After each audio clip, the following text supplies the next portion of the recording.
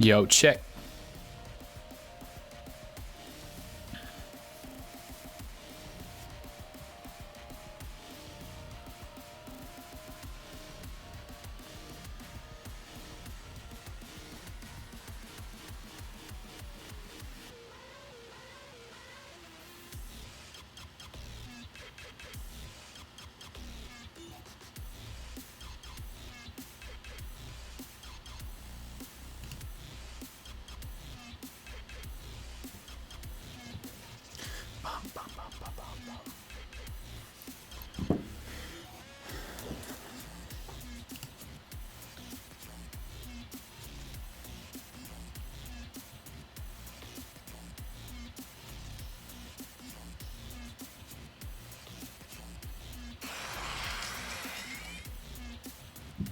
What up, what up?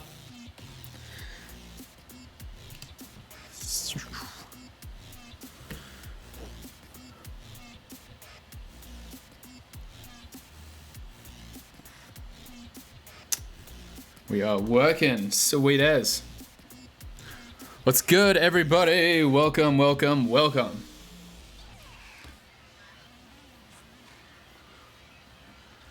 How are we? How's quarantine going? He's got to rep some Deadbeats.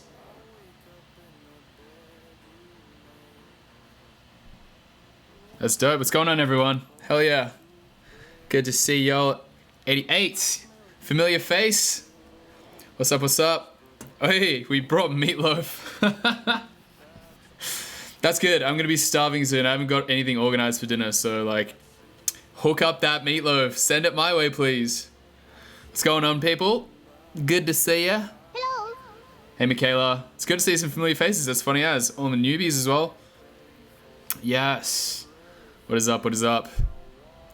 Yeah, we gotta play some res to begin with, right? We gotta play some intro res. It's shipped on DHL. Sick. I'm glad you know where I live. That's terrifying. Anyone who has like meatloaf, well, please ship it my way. I don't even know how that joke came about. Hilarious. What's going on, everyone? My name is JP. I also go by Blanke. As the overlays will tell you, and we're gonna be doing some production walkthrough stuff today, which will be fun. Should be nice and fun. I'll show you a few things that I've got going on, some stuff that's gonna be going on through Deadbeats soon, and with a bit of luck, we won't have any crashes. Ableton is like, these projects are like already pretty much fully done. So they are so ramped that it's going to be interesting to sort of see if they hold out. They're kind of sitting at CPUs like huge at the moment anyway, but I can still show you a bunch of stuff. If all else fails, we're going to go ahead and probably start something new just for the hell of it. And we can do some Q&A, but while we're here, let's do some Q&A while we're just chilling out. If anyone has any questions, please fire them my way. While we do that as well, what I might do quickly is actually just freeze a bunch of... I mean, this is all frozen. So much of this stuff is already frozen, but I'm going to go ahead and, like, actually flatten it. Because one time you're in Ducky's stream and in the chat I told you I have meatloaf and offered you some, and now you have to get real excited when I keep bringing it up. Meatloaf is the shit, that's why. But yeah, if we want to do some Q&A stuff... ask away, ask me some questions. Anything about Deadbeats, about playing shows.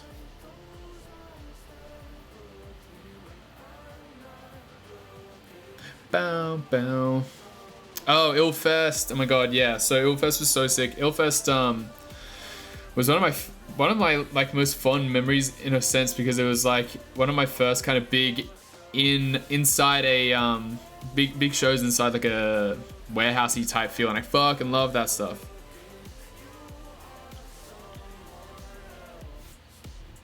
Now the latency would be pretty terrible generally. It's just a bit sucky, especially the past, like with these big like with these big projects going. My bitrate's pretty low, unfortunately. I can't really like do anything about it. Sick. We're still moving though. How long have I been producing for? I've been producing for like at least 8 years from what I can gather. I actually can't remember. I keep getting asked this question. I keep trying to remember how long I've been doing this for. And honestly, I'm not too sure. It's been like a while. I started DJing when I was about 17, 17 and a half. And then I started producing not long after that. So yeah, it's been about where they like do their heavy shit's crazy. It's always been like Knife Party. I love their stuff. It's fucking amazing. Let me see. I'm trying to think of what else at the moment. Really into drum and bass. Pendulum's always a big inspiration. Do I have a city that I played at that I haven't played at but really want to? I've been all around the place at the moment. I didn't get to finish off the tour with BTSM, unfortunately. So that side of the country I kind of missed. I kind of missed all over the East Coast. I really want to play in New York. I haven't actually been there yet, so that's gonna be sick when I get to one day. Have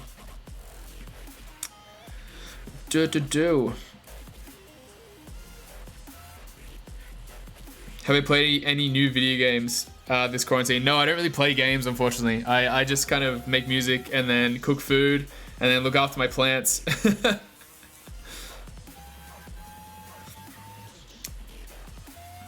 I wish I saw you in Chicago for the BDSM show, but saw you at Deadbeats. Yeah, Chicago is always such a fun place to play. Chicago, I feel like, for me, belongs to like Deadbeats because I've been there a couple times for it. Question: how did you deal with the learning curve? How did you stay consistent with your day in and day out? Learning curve was huge. I'm not really sure how I ended up staying consistent. I guess like it's really a mindset thing. It's really just kind of like I didn't have any doubt once I decided that this is what I was going to do. I didn't have any doubt that this was what I was doing. So all I had to do was just continue on and continue working as hard as I possibly could. There is like a kind of feel you need to get your head around about like showing up for the work, like the work ethic, because we don't have bosses, because we're like just an independent kind of, we have a manager, like a lot of us have managers and stuff, and they help us keep like stay together. But I mean, a lot of the time we're in control of our own like workload and all that kind of stuff. So I mean, like we need to really take control of how much we work. And so showing up to the work every day, whether or not you feel creative or not, showing up to the work is usually like the kind of best way to go about it. And that's the way you're going to keep learning. It doesn't matter if you're not feeling creative, you've just got to be there. Because like even if you have another job, if you have like a job that you work in an office or you have a job that you work in hospitality or whatever, it's not like some days you don't want to work. Some days you just don't want to go up and get up and do it, but you still have to. And that's how you get better at your job, and it's how you become like you have a better better rep and all that kind of stuff. So it's just showing up to the work. Creativity is the same sort of way. What artists inspired you to create your own music? Pendulum, Deadmau5, and I was into like metal and all that stuff before I was into EDM. So I was definitely kind of like into Metallica and like Pearl Jam and like Pantera and like a little bit of Opeth and all that kind of stuff. So those guys definitely helped me because I was playing guitar when I was younger as well. Anywhere that I haven't traveled, I really want to go to like Scandinavian kind of region, like Iceland and all that kind of stuff. If you had to switch jobs, what would you do instead? I'd probably try and be a graphic designer. I think that's what I would have done before this, because that's what I was doing in school. Or maybe something to do with cooking. I'm really not sure. Or maybe something like nowadays I kind of want to get it more like I really just want to be like out in the outside and like I don't know, gardening and doing all that kind of thing. So like if I wasn't doing production, that's probably one of the things. But it's one of those things like you could literally do anything. It's crazy to think it's like, oh, I could fucking do whatever I wanted to if I put my mind to it. So there's so many things that I could do. Audio is definitely like my passion at the moment and has been for a while, but something creative. I think it's always been something creative. Remember in San Marcos for a Millennium throwback and someone yelled nice nose ring because you got it that day. Yeah, that was me. Shit, I did too. Yeah, no, I remember. What's going on? That's so funny. I was like literally just kind of like a welcome to the Deadbeats Plant Party. Yes. Check out, this is my little baby. This is Saria. I don't know if you can see it. I got her like I think in October, and she's grown to be super long. Look at this shit. Look at it. And she sort of sits on top of my, she just sits on top of my speaker and just like yells encouragement at me whenever I'm feeling down. She's like, get back to work, you piece of shit. Nah, she doesn't say that. But maybe she does. I don't actually know because I don't speak plant. So she could well be saying some shit that I don't want to know about. Dream festival to perform at Electric Forest and EDC. What is some advice that you have for making better rhythm and flow? Simplification. Make sure that you don't overdo it. The more you overdo shit, the more complex something is, especially if you're like still learning. If you're still like kind of amateur and all that kind of thing, the more complex you make something, the less easy it is to follow. So strip it back to begin with, make something simple, and once you start nailing and mastering the simplicity, that's when you can start making things a bit more complex. I had to go through that. I started making shit like I was the same. I was making shit so complicated for ages because I was just like, you know, trying to fucking... I'm gonna put this back onto change it to K. I was making stuff like so complicated for ages just because I didn't have anyone telling me otherwise. And then my manager was just like, hey, like you need to simplify these things. You need to simplify like these grooves and everything. Because I was making things like I thought I was making grooves that were like so sick, but really they weren't. Really, they were just like too much. They were like just too much going on, and I was like, oh well, fuck me, that sucks. So I started to pull back. I started to simplify things. I realized the importance of simplicity in complexity. So that once you get the simplicity down, then you can move on. Do I have anything coming out on Ophelia soon? Hopefully my collaboration with Jason Ross. It's best not to play games. They're all very time consuming. I love Animal Crossing now. Yeah, I used to play Zelda a lot. Zelda's like my thing. I still have like heaps of different memorabilia shit. This is like my ocarina. And I got this. My friend actually, a fan and a friend got this for me when I was in Dallas, I believe. Look at it. This is my favorite thing ever. So I used to play this when I was younger, and then heaps of like car games like Need for Speed Underground and all that kind of shit. I was obsessed with all that stuff. And now I don't play anything because I know how time consuming it is, and I know how much I'm gonna like fucking waste my time playing all that. But it's a good escape though, so it's like, you know,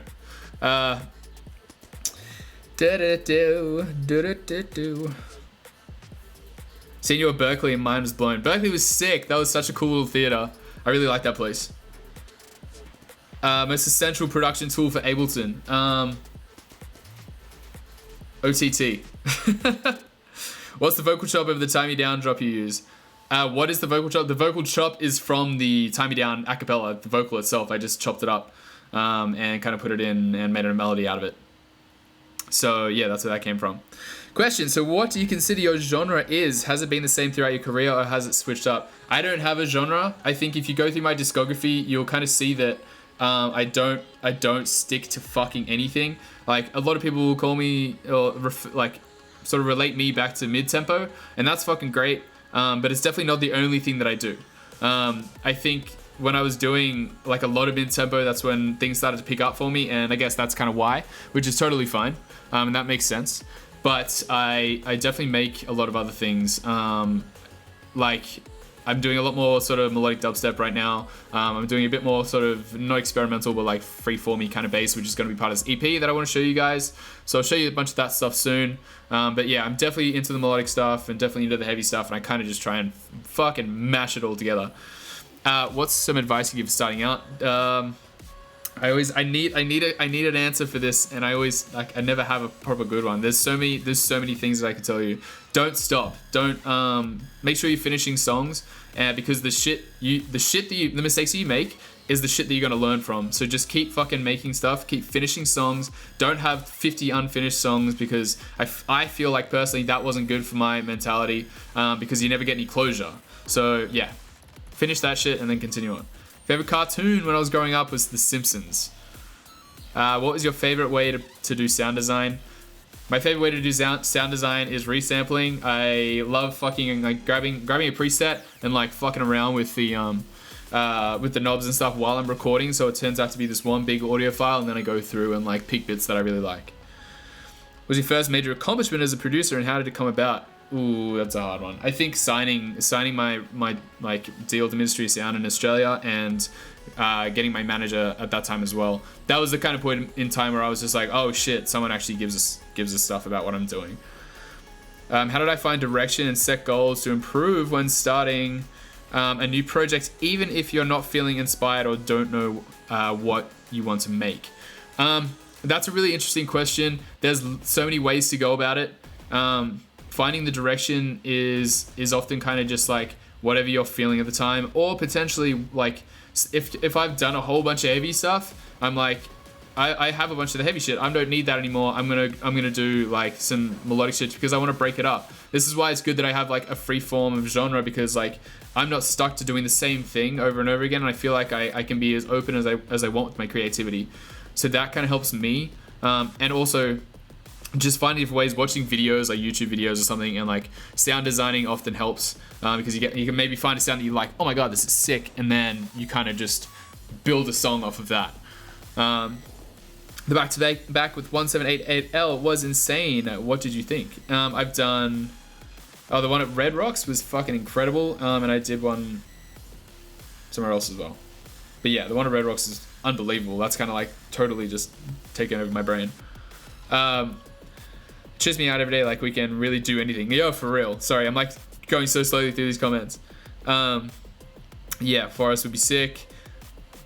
You're a very fitting host for the house party on Earth Day. I know, how good is that? I realized. Happy Earth Day. I love that. That's so fucking cool. What's up, FMJ?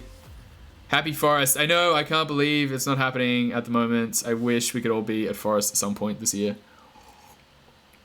How do you beat bouts lacking... Say again? How do I beat bouts of lacking motivation? Gotcha. Yeah, look, that's a really difficult one. When I have a lack of motivation, I usually boil it down to the other things around my life. So what I find motivation and creativity kind of base themselves off everything else that's going on around your life, and balance. Everything's about balance, because if you're just fucking in front of the computer for 10 hours a day, just grinding it out, and don't do anything else and just go to bed and then wake up and do that, you have no balance. All you're doing is working, and your brain, both sides of your brain, your creative brain and then the technical side, both of them are getting worked to the fucking bone. There's only a matter of time before it starts to crumble and not want to give anything back to you. So you need to give it time to rest, and you need to kind of go back and forth between the two. Make sure you have another hobby. Make sure you're having other things to do. I like cooking, and that kind of is my little breakaway from music. And like looking after my plants and like gardening and all that kind of thing when I have a garden. So yeah, I mean, like going and doing that stuff to get away from music is really, really healthy for your motivation and your creativity. Dano. Hey, X and G, what's going on, boys? How can you tell that a song is ready to be released, polished enough to be put out? That's a really difficult one. That's really up to you guys.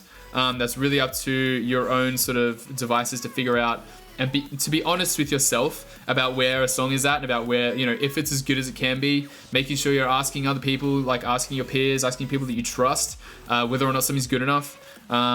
But really, it's entirely up to you at the end of the day about how honest you are about your own creativity, and about how, your own standards. Creative energy, what is up? Blanke, hello senpai. How do I know what mistakes I make? You'll know. The more you kind of go along, the more you make, the more you reference. You got to make sure you're referencing tracks and doing all that kind of thing, and then asking other people. When you start playing songs out, when you're showing other people, sort of gauge how they react to certain parts of the song and doing all that kind of thing, because like when they react to something that maybe, watch people's like facial expressions when they listen to your song, because like, or watch their body language, because when they're like grooving along and be like, yeah, that part's fucking sick, that part's fire, that because their body's moving. When they start getting disinterested, that's where you got to go, why is that happening? What am I doing? What can I do to make that better? X and G is great, man. X and G is fucking great. I love you boys. Remember when they go to Australia and there are frogs everywhere? They're cane toads. What's my favorite Simpsons? Who's my favorite Simpsons character? I don't think I have a favorite character, to be honest. When I was also super into like Family Guy and like American Dad after that, and they were my teenage years, and I fucking loved that stuff. Ableton. I have a track I wanted someone to master. Would you be open to that? Yes, I do mastering and mixing services. Hit me up separately for all that kind of stuff. Make some rhythm. That's not exactly my thing. You said you learned production from watching YouTube and reading books. Which books were your favorite? There's this one book called Mixing with Your Mind by Mike Wazowski. That's a really interesting book because it's kind of like it. I don't know how to explain what it does, but it kind of doesn't. It's not just fully technical. It kind of makes you go back into your own intuition and start feeling for things. It kind of puts you back in your senses, and that to me was like really, really inspiring to read because it wasn't just like this is how you do things. This is regimented, rah rah rah. It's like this way. No, he's just like you kind of like have to. It's more of a feeling type thing in a sense with the technical. So it's a really cool kind of like super technical, but also like hey, you need to like be aware of your intuition and how this kind of like how it feels. Sound layering in Death Rattle is amazing. Would love to hear how that came about, or any special methods you used to create it. Yeah, I wonder if I can get that up. I want to show you guys. That could be an idea as well, but I'll go through some new stuff first. We might do that on a separate stream another day when I'm back on my thing. How's touring with BDSM? So good. BDSM is sick. The guys are awesome. The crew was fucking mad. Vamper was dope.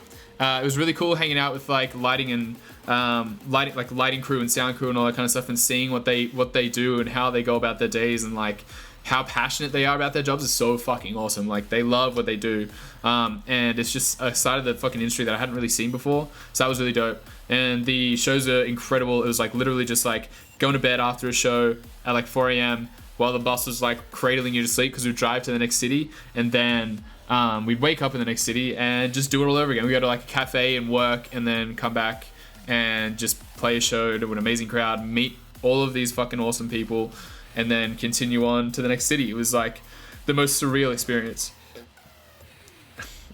And I used to never leave my computer, yeah. No, and then I found out you could go outside. On a scale of 1 to 1 million, how much do you miss your Deadbeats brother Lick? I miss Lick 2 million. The one at Redbox, absolutely insane. Yeah. What song of yours were you surprised with the reaction, good or bad? Ooh, that's a good question. I'm kind of not surprised. I'm a little bit surprised about how Peace and Emptiness is going.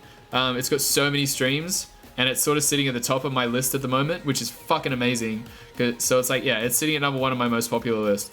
So, I mean, it's really incredible that that's doing so well, because it's such a meaningful song to me. And then Changer as well did really well, and I was surprised that it's just absolutely flown, compared to my other stuff anyway. So yeah, I think those two are like kind of the main ones. Wow.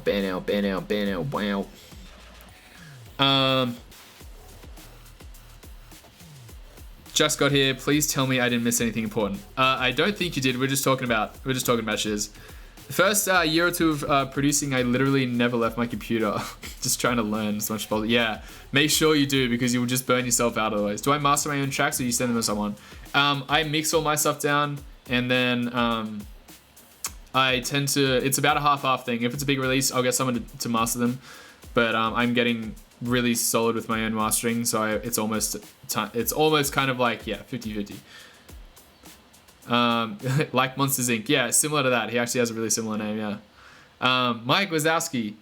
If I have, hang on, I think I have the book. But look it up. I'm pretty sure that's what it is.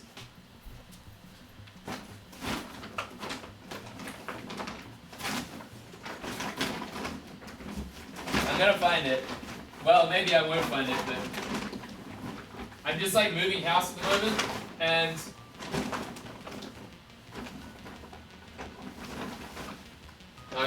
your brain on music is really good too. Hang on.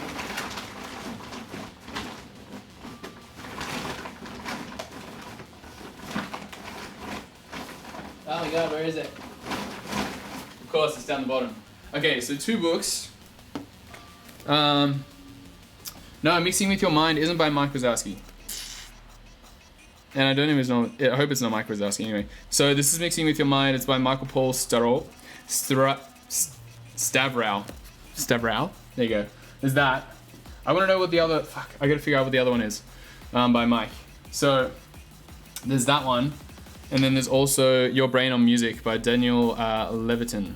And this is really interesting, this book. This is more like, this is kind of scientific. And you learn all these different things about your brain and neurons and all that kind of stuff, and how, and like memory and how we perceive things and how we like store music and why, you know, how it kind of goes about in our brain. I actually really need to reread that because that was a fucking interesting book. It's really kind of difficult to read because it was like, I don't know, so the language in it is more or less more scientific. So it was pretty interesting to kind of read, but I really want to get back into that book again.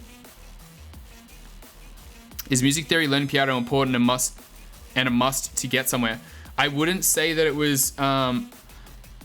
Okay, so the way I would say this is that you don't need to have a thorough understanding of music theory. It absolutely helps in every fucking way. It's another like another notch in your tool belt.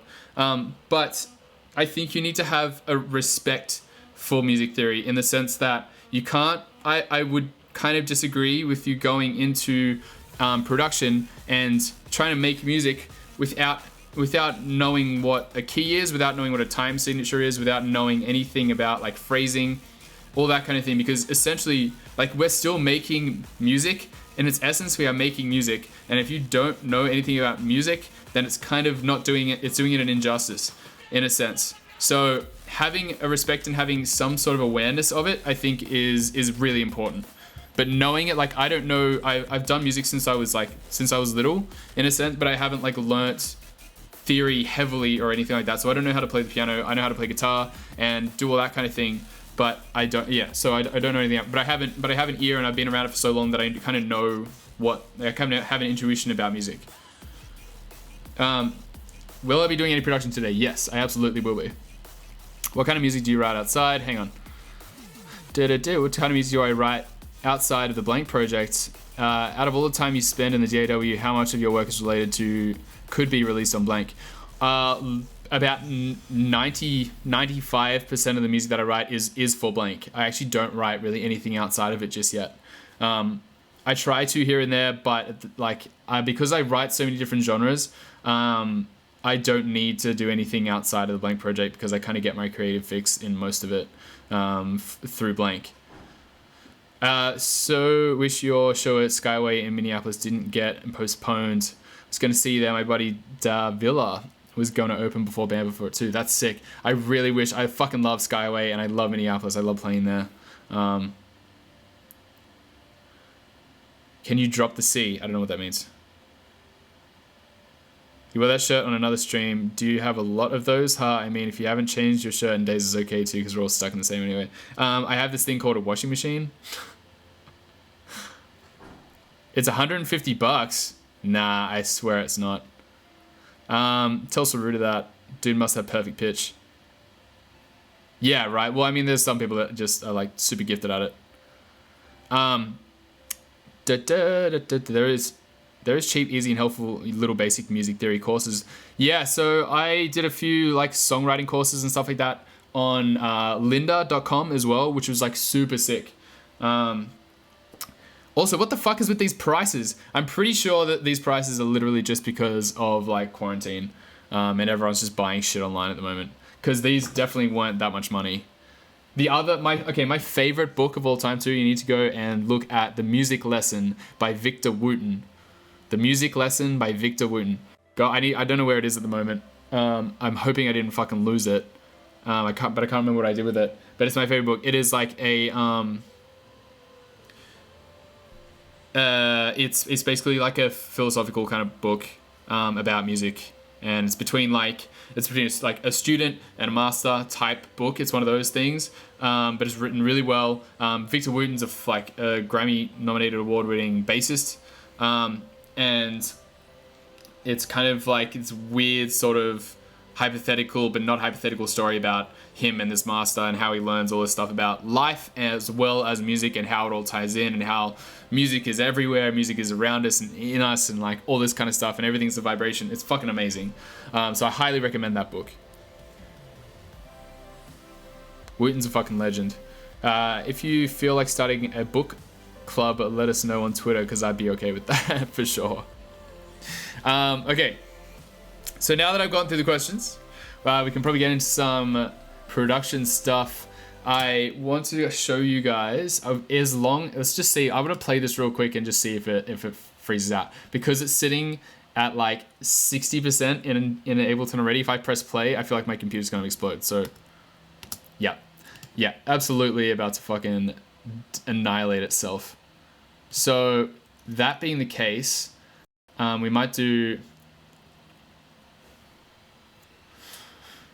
I'm just gonna, this is gonna be annoying. I know I've streamed one of these before, and I think it was welcome. So we might go ahead and have a look at that, and it worked fine. So Zero worked fine as well. I'm not exactly sure why this is like struggling so hard. I wish I kind of knew. We're gonna flatten that and see what happens. Ooh. How are my handstands? I haven't done a handstand since the other night, so I'm not entirely sure. I'm doing headstands though. Headstands are really good. Headstands are really good for your... Does anyone here follow Wim Hof at all? Wim Hof is the fucking legend. He's like this guy who's, I don't know, super famous for being the Iceman, because he has these kind of ways of breathing and like controlling his body and his immunity and like all this different kind of stuff, and super fun to learn from. And I started doing headstands because he told me that they're good for me, because they like kind of circulate your blood a little like in a different way, and help you like, because you're literally upside down, it's like just gets you like fresh blood going and all that kind of stuff. Where do you find your most musical inspiration for ideas? How do you overcome blank slate in your workflow? Yeah, musical inspiration for ideas would be people like Seven Lions. He's always really inspiring the way he does stuff. His stuff is so good.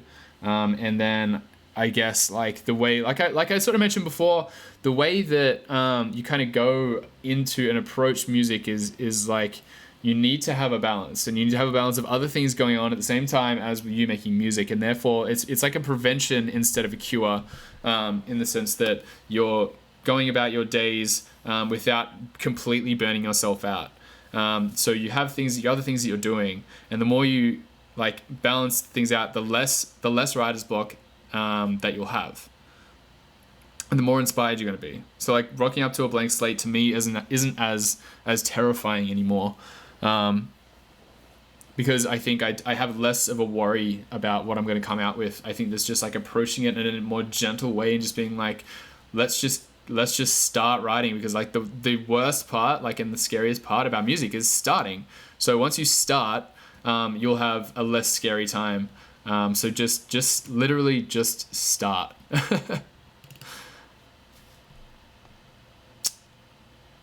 Find another hobby. Yes, exactly. Fave song I've ever made. Fantastic question. It's 2 songs, both of which aren't released yet. I've got to say Destiny is probably my favorite song that I've done, along with... that's a really good question. I think Destiny I had like a really like strong attachment to before, like the demo that I had, I was like so attached to it, and then 1788 came along, and then we got like butted heads, and we were just like, hey, like we should do something, and then I was like, I think this is gonna be perfect for us. So we went ahead and like melded out that whole song, and then it turned into Destiny. So yeah, I think that's probably my favorite. That remix you did for the song Potions is God tier, JP. Thank you so much. I really like that song too. That vocal was really beautiful and so much fun to work with. You can get it from the original website for $76. What song are we talking about? Mixing with Your Mind? That's crazy. This is that much money. I love that. I need to find out what book was by Mike Wazowski. I thought it was. I could have put money on the fact that it was that. Are you excited for shows to pick back up later this year, or have you been enjoying the time at home making new music? I'm really excited to get back and doing shows. I really like doing shows. I really like traveling around. As stressful and like tiring and as it is, it's so rewarding, because it's like that's the thing that kind of I don't know, helps. What am I trying to fucking say? the shows are the reward. The shows are like, you know, all the time and effort that we put in, like at home, making music and doing all that stuff is great. But the shows for me are like, you know, you guys saying to me, we like this, like continue doing this, and then that's like affirmation in a sense.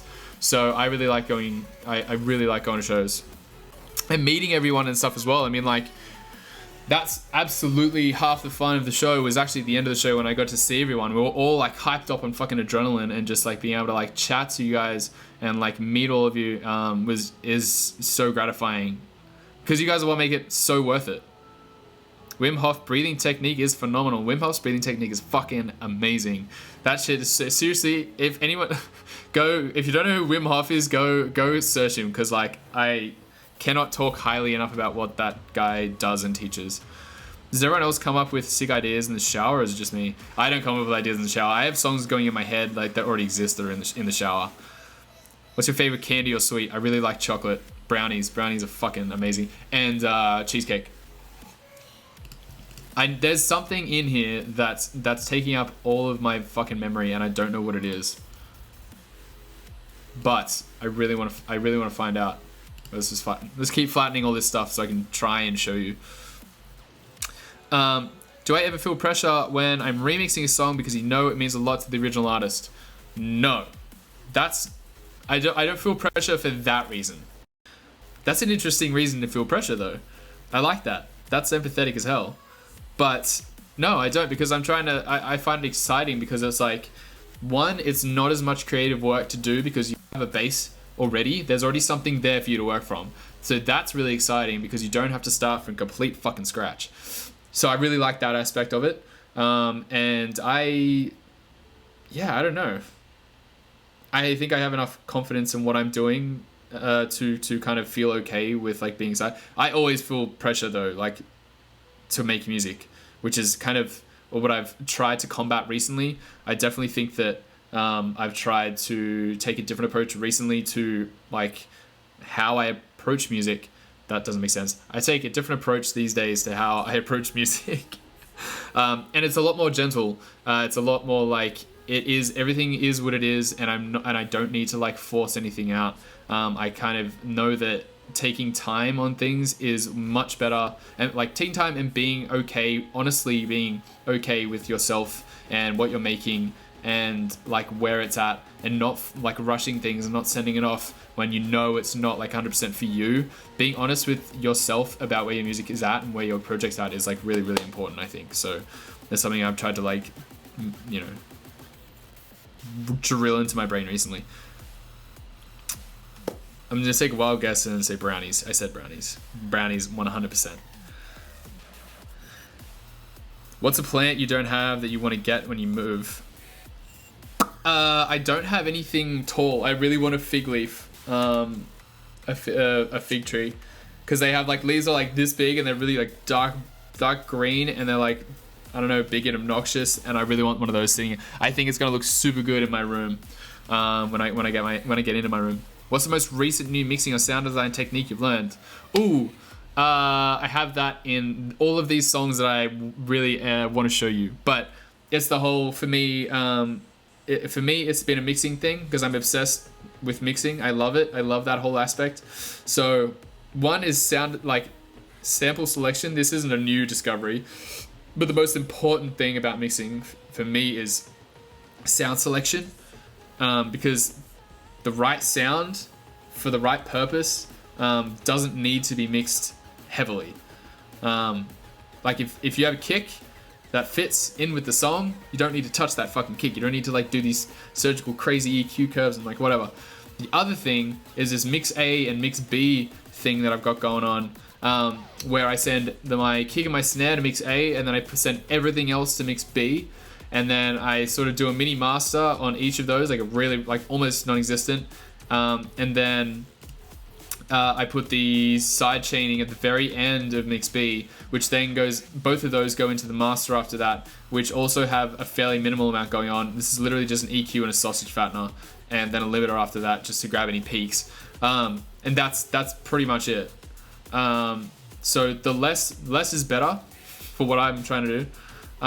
And I find I get a cleaner mix when I'm doing this and put the sidechaining at the very, very end of any processing, because the only thing that's pushing it up then is, actually no, nothing's really pushing anything up anymore because I'm mixing into my master chain. I'm not actually going into my master chain quietly anymore and then turning up my processing. I find that going into it heavily and loudly and just like not having to push, sausage of fat is not doing anything. It's just acting as a limiter.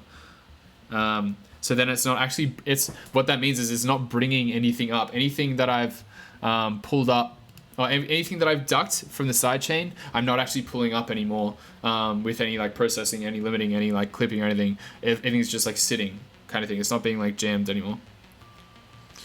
If I heard some crazy animal noise that you wish you could record to use in a song, not really. I heard a foxy yelling the other night and it was very inspiring.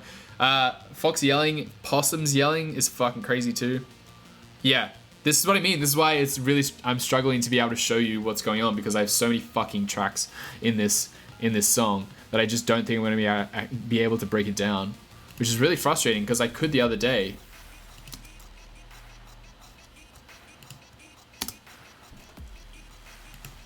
So let me just try and quickly go through it for you. I really don't think it's going to work.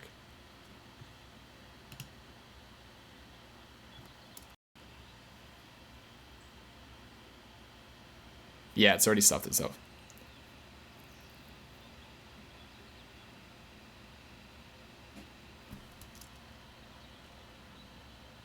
And the pin is out, hang on. It's really going to struggle, which is super frustrating. Sorry if this is a random question, but what is your reasoning for making two completely different sounding drops? Or for example, the voice in the machine, absolutely not complaining, just curious. I find that I want to have, is it? Gee.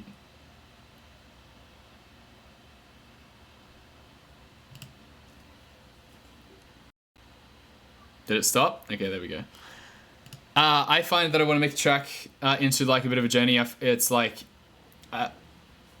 it just kind of like evolves the song more, instead of me making two similar drops or two of the drops that are the same. It kind of just adds that another idea and that another layer into a record that it otherwise wouldn't have. So I guess maybe that's kind of why.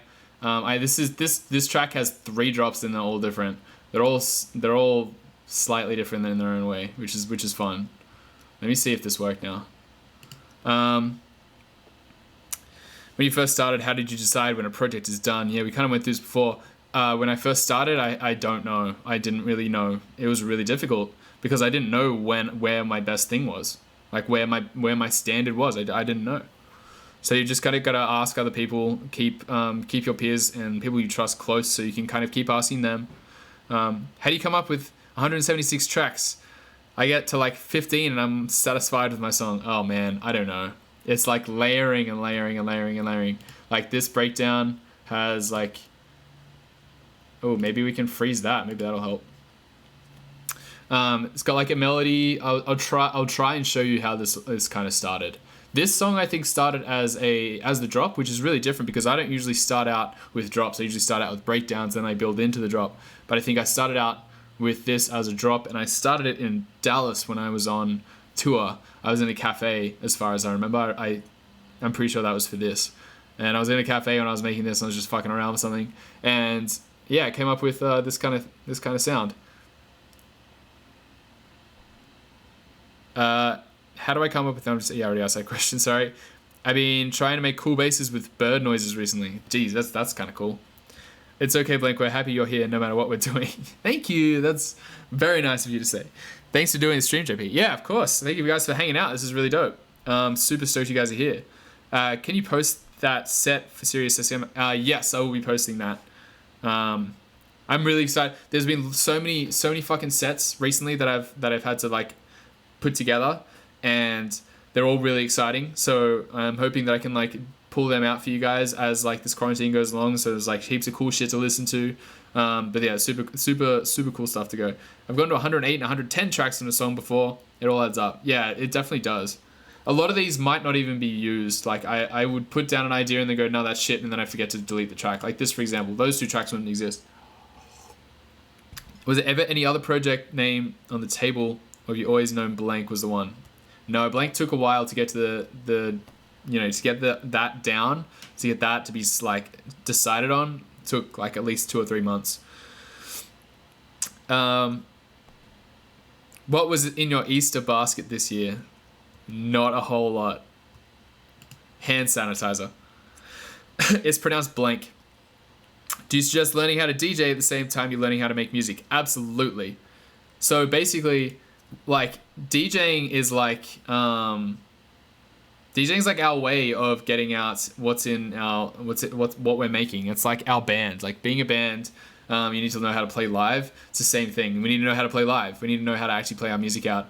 And it's better to learn that while you're learning how to produce, because once you get to a stage where all of a sudden you have a manager and you have like a booking agent and they're like, hey, like let's play some shows, and you're like, fuck me, I don't know how to DJ. So like, what are you meant to do then?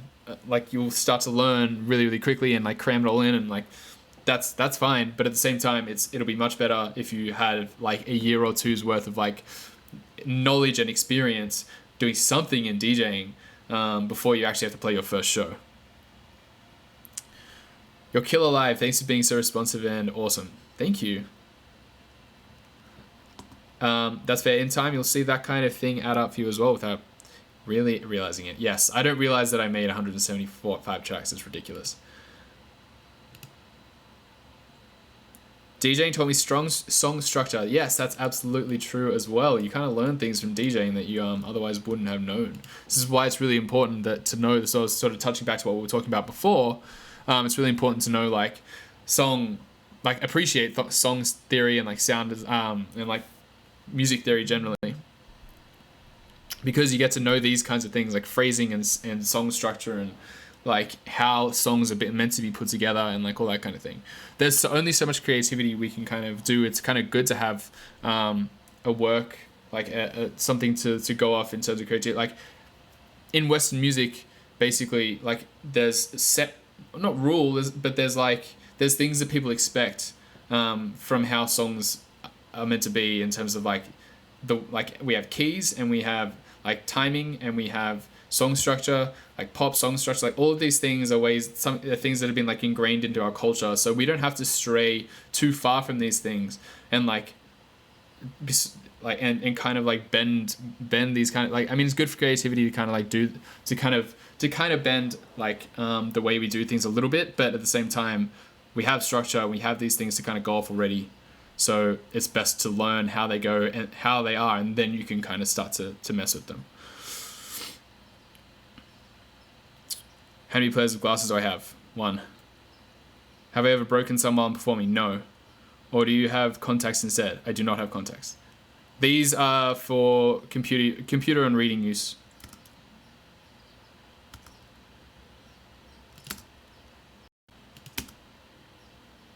Man, this is sucky that this is not working today.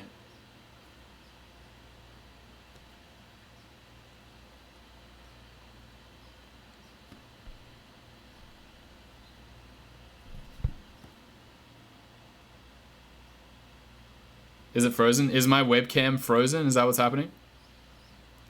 Everything else seems to be moving though.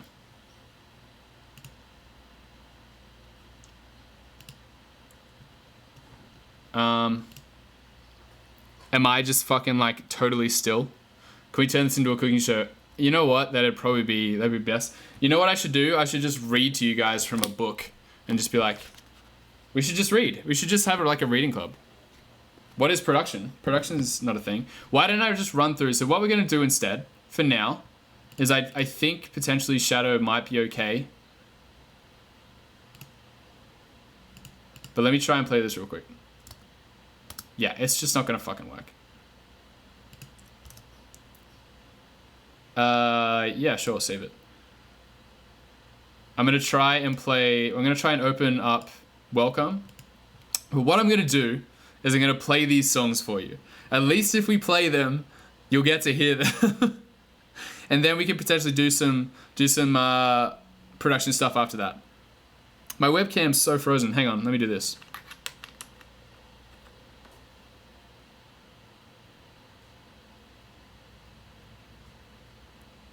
Blank's Literature Club. Literally. Literally. Get it? Literally. Is it working now? It's even like lagging on my end though. Yeah, I pulled out my webcam and put it back in. For some reason that fucking works. Integrated Ableton into DJ sets probably the best thing you could do. Yeah. There's like a million of you now. Okay, so this is welcome. So this is a cool sneak preview of like some tracks that I'm working on with Deadbeats. So I'm gonna show you guys these. We're gonna like sort of scrub through them kind of quickly, and so you can get an idea of what I'm doing at the moment. Should be running way better now.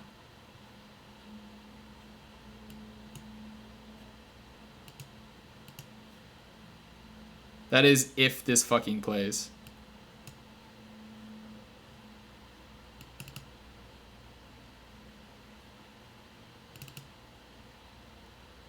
Bro, seriously? Okay, I'm gonna open up Ableton, and I'm gonna put it into Ableton. I'm gonna hope to God, because if nothing works this stream, I'm literally gonna start reading. We'll start like playing with some production stuff, and we'll just like make something new maybe. What should I look up to find your videos on? I can't see what it says. It's kind of dotted out. Yeah, the Alex Gray background is what is up. He's insane. That's a good way to stay creative. Let's see if this works.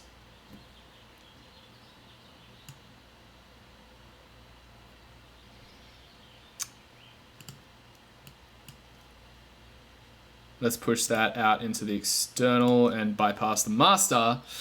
All right. There we go.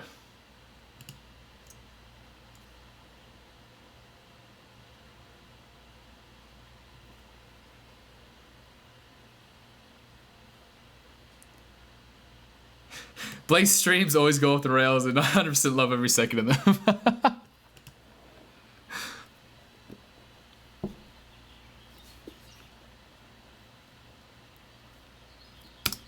Of course. There we go. Yeah, Yash, I do have book recommendations for sure. I went through them before. We got Mixing with Your Mind by Michael Paul Stavrow. I don't know how to say that. Mixing with Your Mind's fucking amazing. This one's really good. Your Brain on Music. It's more of a scientific based book as opposed to this, which is yeah, it kind of uses your creative side as opposed to it's not telling you about science as much. And then The Music Lesson by Victor Wooten.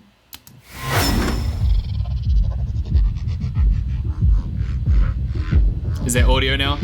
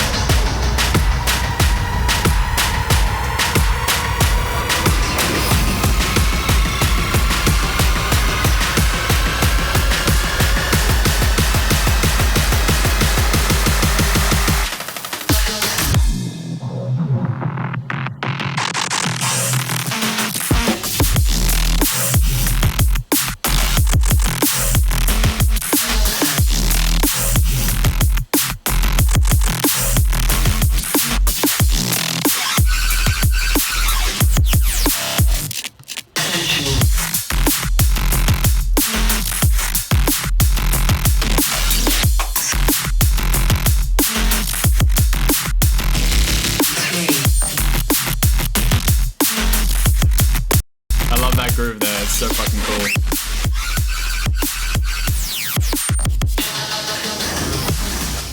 And then there's a second drop. Two of the tracks in these EP on this EP has like 3 drops. Welcome.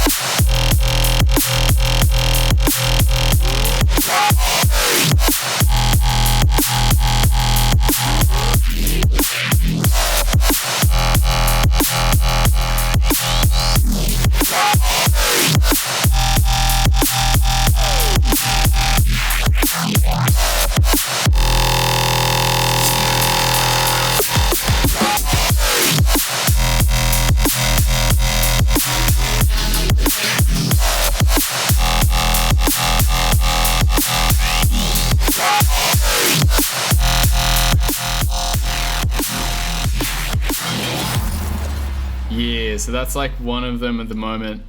I really wanted to do something. This isn't 150. This is actually at like 92 BPM, I believe.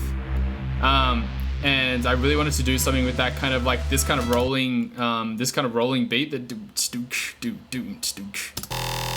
where is it?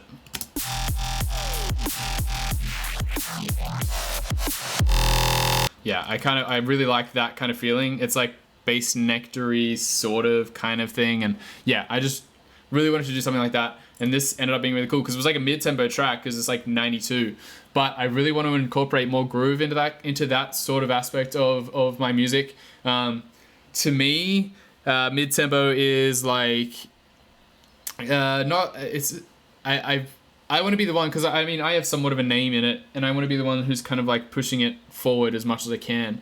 That's why I'm like sort of changing my sound in that sense more often. I have a track that's coming out through Deadbeats with this whole thing called Shadow, which we'll show, and it's like 114 BPM. So I wanted to do like mid-tempo, but like quicker and still using the same sorts of sounds. And then the slower mid-tempo stuff, I still want to do like a breakbeat kind of feeling. So it's not just this static floor to floor thing. We want to have it like still like grooving, which is kind of getting lost in the whole aesthetic of mid-tempo itself. I'm kind of finding, like with the whole like blasting, like noisy bass. It's like, yeah, that's really cool for an aesthetic, but it's like it's kind of been overdone, and it kind of got overdone really quickly. And so now it's sort of like, hey, we need to figure out ways to push the envelope and like actually make this genre move forward, as opposed to sort of staying where it is, because there was so much kind of hype around it to begin with. We need to kind of keep the ball rolling.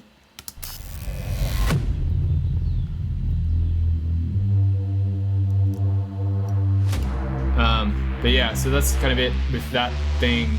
There's another drop which I'll show you as well. But yeah, so there's another one that I've done that's 0. 0 is actually at 150, so that's like more of a wonky like bass dubstep sort of feel, like hybrid, I guess. And then this is like 90, 92, so it's like a mid-tempo sort of feel. And then I've got another one, like I said, Shadow, which is like 114. So that's like this weird sort of fast mid-tempo, but also like breakbeaty. So yeah, there needs to be a way to like incorporate groove as well as keeping the sound design at the same time.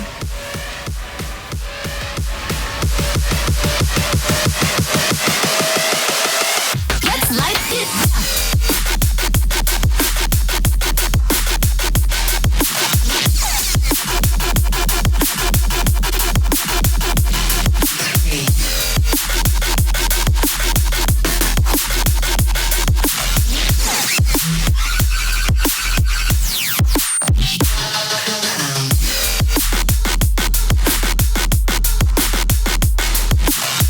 There's actually a more recent mix of this too, but this is mastered by me, but there's another mix to this as well, which is really cool. So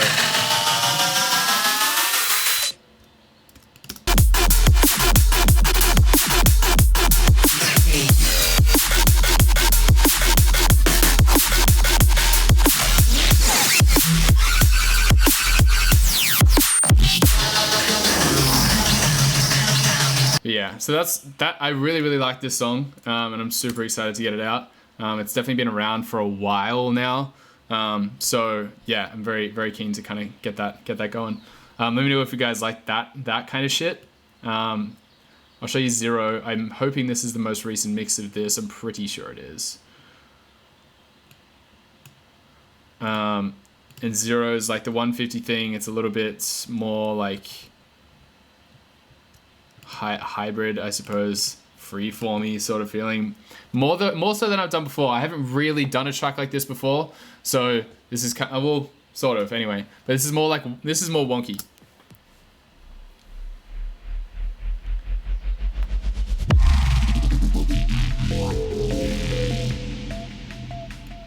So I find myself writing out this. This is the track that I was trying to show you the project of, but it fucked out. Do I find myself writing out the rough tracks first, or mixing, developing the exact sound of each track right away as you go? Well, it kind of depends. This is version 6 of this song, with like little iterations in between. So there might be like maybe 10 versions of this potentially. This has changed. The sound of this has changed quite a few times. So it really depends. And there's Shadow's up to version 14 or 15, I think. And then that's just changed like due to like pre-drop vocal stuff and like there was something else before, and then I had a different drop, and then I moved the second drop to the first drop, and then made a new second drop, and like fixed up the middle breakdown, like did all this kind of stuff. So it's kind of like an interesting work. Like it changes all the time.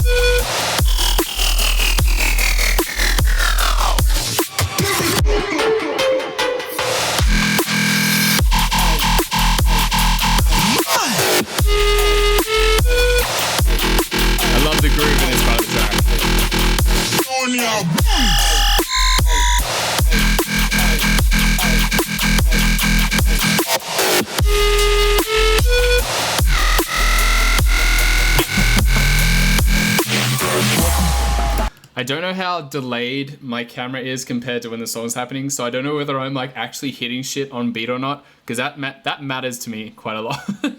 I'm probably like so off groove because I know watching DJ streams, they're sitting there grooving along and they're completely out of sync to what the music's doing, so they look like they're fucking idiots. Do you consider uploading demo versions somewhere? A lot of SoundCloud artists have a second demo account where no, I don't, I just upload straight to mine. Haven't done a track like this before. It proceeds to slay us. I don't know whether I'm listening to it, but I love it. Okay, good. Thank you. This is my theme for the rest of 2020. This track. It's a little delayed. Yeah, I figured it would be. So I'm like on snare hit, and it's like dunk.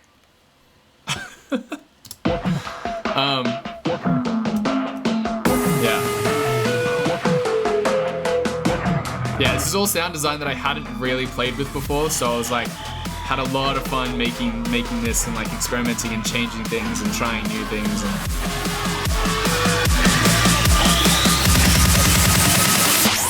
Sub-Zero.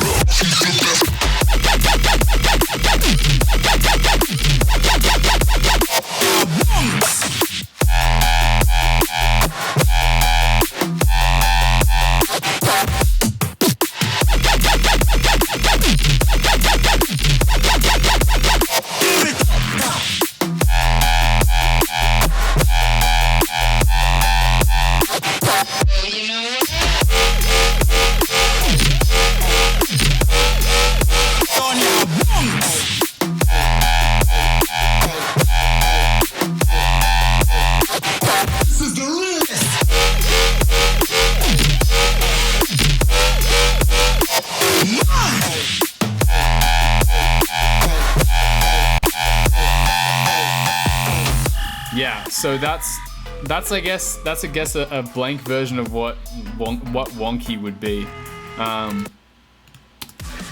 So I mean, I really like the sound design on this. I think this is one of the like this is like simpler. This is really annoying because this is the track that has 175 tracks on it, but this is like the most simple track that I've done in terms of like there's not a whole lot going on. There's like layering and stuff like that, but it's like it's to me, this sounds really stripped back and really clean, and this is one of like my cleanest mix downs that I've done.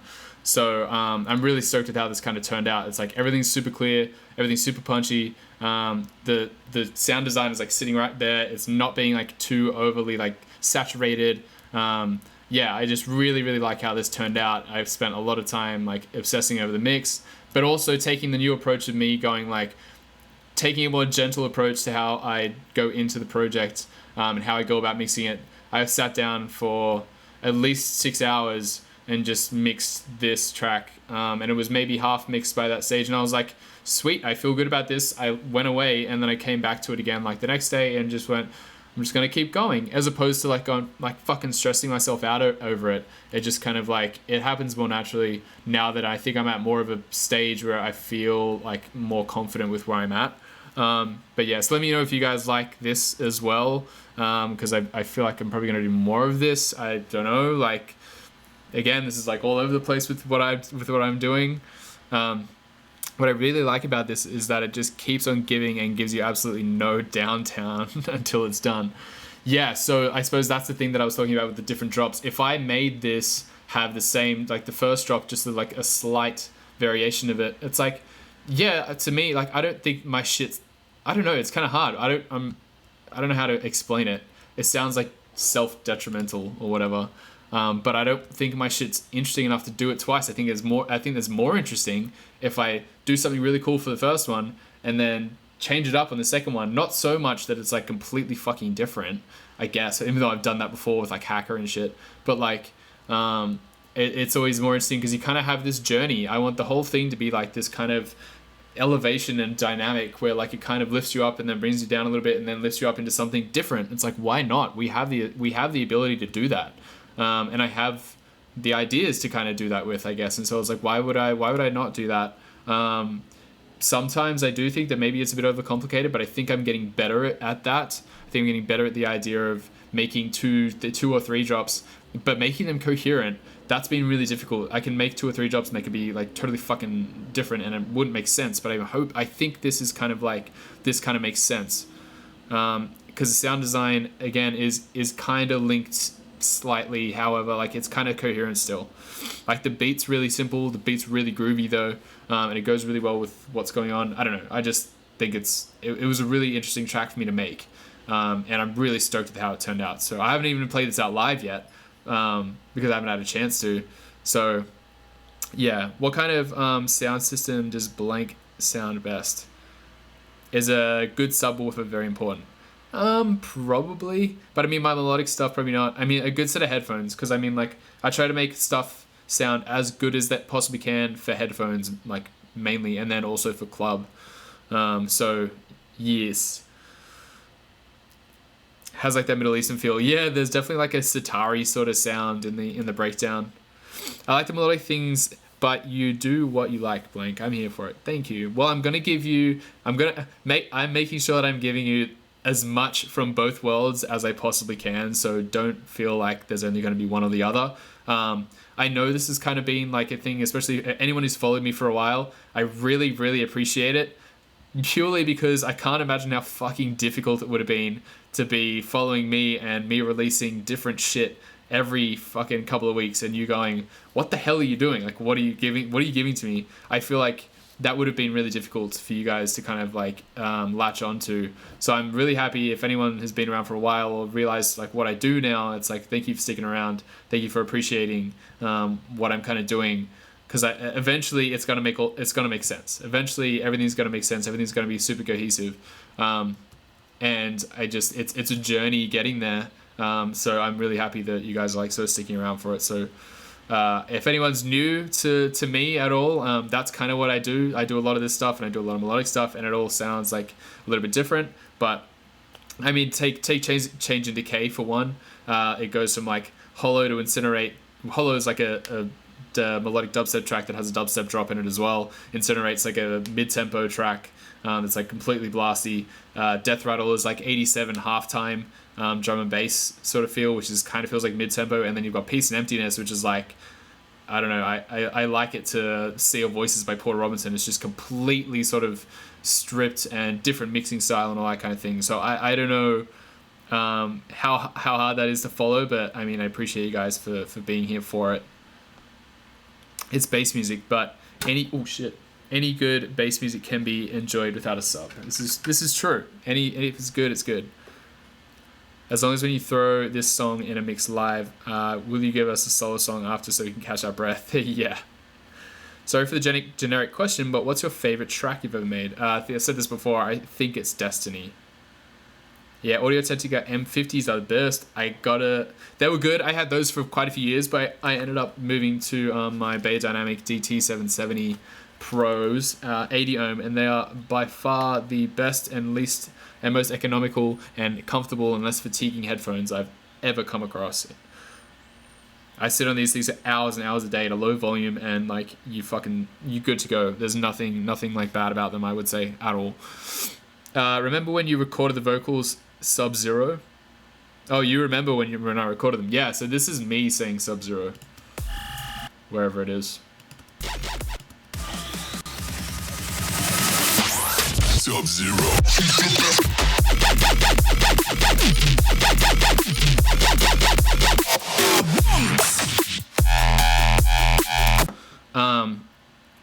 I say use a sub if your headphones don't go down to 5 hertz. I mean, that's so low, but I mean, yeah. Anyway, I don't want to get too into that kind of thing because I mean, everyone has their own taste. So I highly recommend the Beyerdynamics. They are very cheap as well. I still love Black Mamba, and you can't change my mind about that. It's so funny. Black Mamba is like one of my first releases on as Blanke, and it is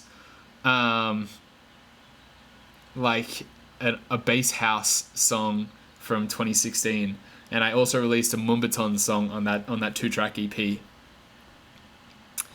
Yeah, the DT770s are so cheap. Like, they are so unbelievably good for how cheap they are. I really cannot stress how fucking awesome they are. Beyerdynamic 770 Pro 80 ohm. Your Crush remix is fire. Thank you. Which ones did you recommend? 770. Yep, that's it. What's up, Jakin? Listen to his remix of Be Okay by Farty Fever. It's melodic and heavy. Yes, thank you. It is. Subs can't even really hit below 40. You'll need like a 20-inch sub for that. Yeah, literally, like, yeah. You don't need to go down that low, realistically. Like, we can only feel that, and that's on big systems and shit. No, I haven't seen Paramore live. I wish I had, though. That would be very, very fucking cool.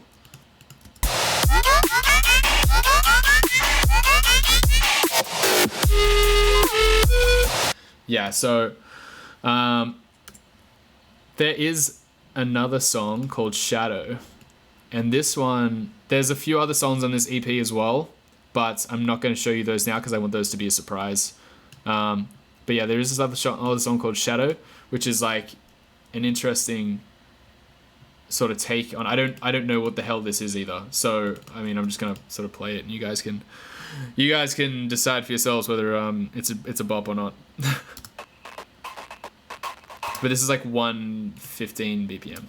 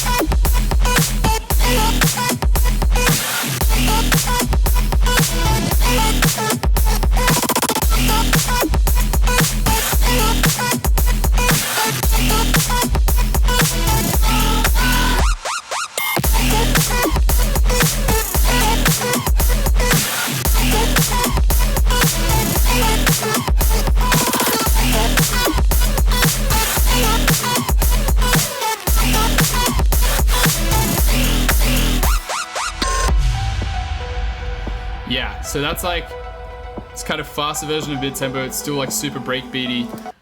The drums, I was inspired by Space Laces. He's a good inspiration, actually. I fucking love, I love that shit. I love his way of like mixing and his way of production is fucking incredible. He's a god. So his style of drums, like the really like subby low kicks and like the real donkey kind of like big snares.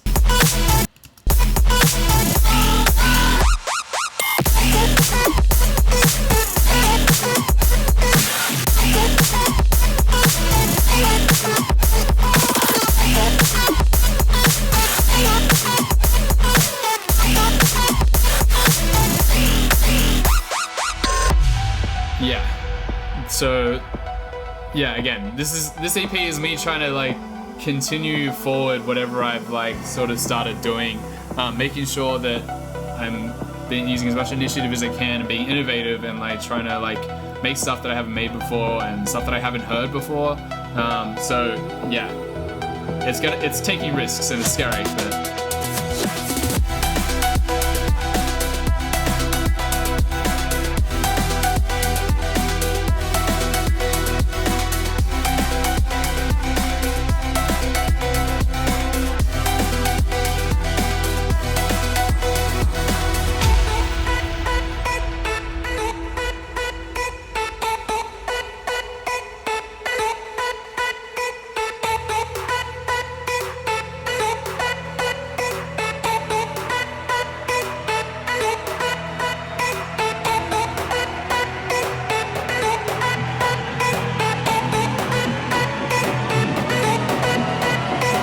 I love this drop.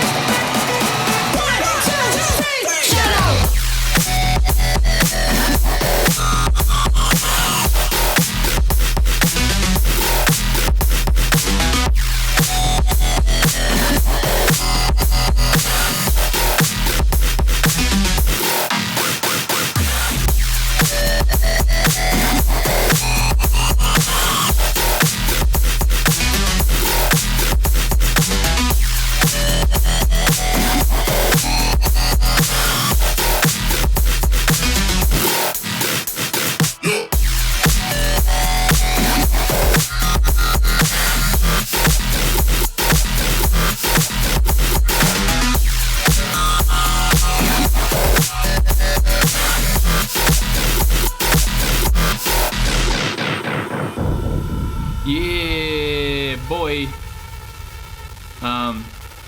Damn, thank you guys. Fuck yeah, that's sick that you guys that you like it so much.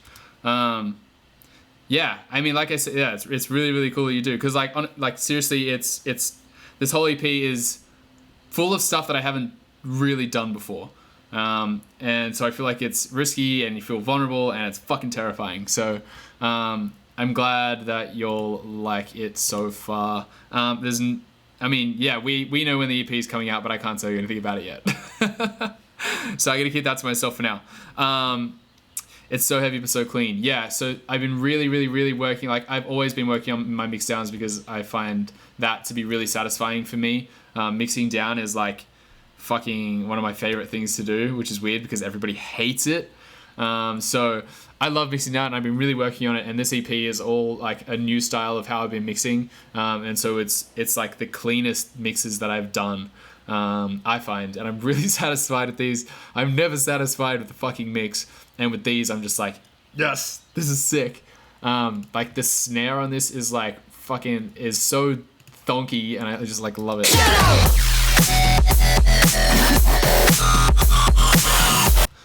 And the kick is like nice and just sort of low and just thumpy, and yeah, so I'm really excited to actually put it out. You might be hearing this first. So when writing, would you suggest moving from a start to finish or section by section, not necessarily in order? I tend to do an intro or drop first, and then the rest falls into place. I wouldn't suggest really anything, because I write breakdowns and then I write them into drops, and I find that really really easy not easy to do, but I find that really like intuitive. And then I also sometimes write drops first, but that's very rare. But there is no rules to this, so you can write whatever the fuck you want, however you want, and if it turns out the way you want it to, then fantastic. So you just do you, I reckon. How did I get signed to Deadbeats? They said we kept sending them music, and they were just like, hey, you're cool. Eventually, like, they didn't fuck with my stuff for like a minute because I obviously just wasn't good enough, I'm pretty sure. And so but like, you know, they were always really responsive to stuff. They were always like super supportive, and then once my stuff was good enough, that's when they started putting it out. So yeah, it's just sort of making these relationships with people, and having like a really good manager to support you and get you in front of these people is really, really key as well. My favorite VST synth would be Serum is probably my answer, but I like resampling shit. I like Serum's really good because it's like everyone knows it now. It's really easy. It's really user friendly, and you can kind of wrap your head around it. So I really like that. Silent is also like a really big part of like my big synthy sound. That's really, really good. I've had it since that was the first synth I ever bought like 8 years ago, and I've still got it and I still use it in almost every project. Serum's really good as well, obviously, like I just said. Phase Plant has been really interesting to play with. I haven't nailed it yet, but I'm super interested to really kind of get that down, because it's a different way of going about things, and if we can master that, there's endless fucking possibilities there as well. So anyone who hasn't gotten onto it, go to Phase Plant and try and like master that before anyone else does, because you'll be like one step ahead of everyone when you do. If this is you trying new stuff, then I'm very hyped for the future. Thank you. Yeah, this is really exciting. I'm fucking stoked you guys like it. It's so donkey. Sausage. Where do you meet with ZD ever? I meet them at the Zeds Dead shows, at the Deadbeats shows, and they're really, really awesome dudes, obviously. Zeds Dead hold a very like strong place in my heart, because they were like one of the first acts that were around back when I was getting into music and stuff like that. Like their Bring Me a Rose Garden, I think that's what it was. No, that was what am I talking about? Eyes on Fire, sorry. Bring Me a Rose Garden, Zen Machine. Oh, have you heard that too? But Eyes on Fire, their remix for that was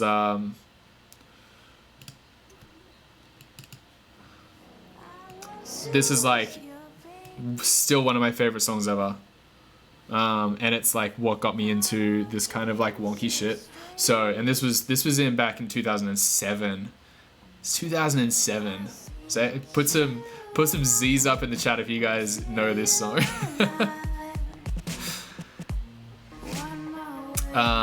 Phase Plant.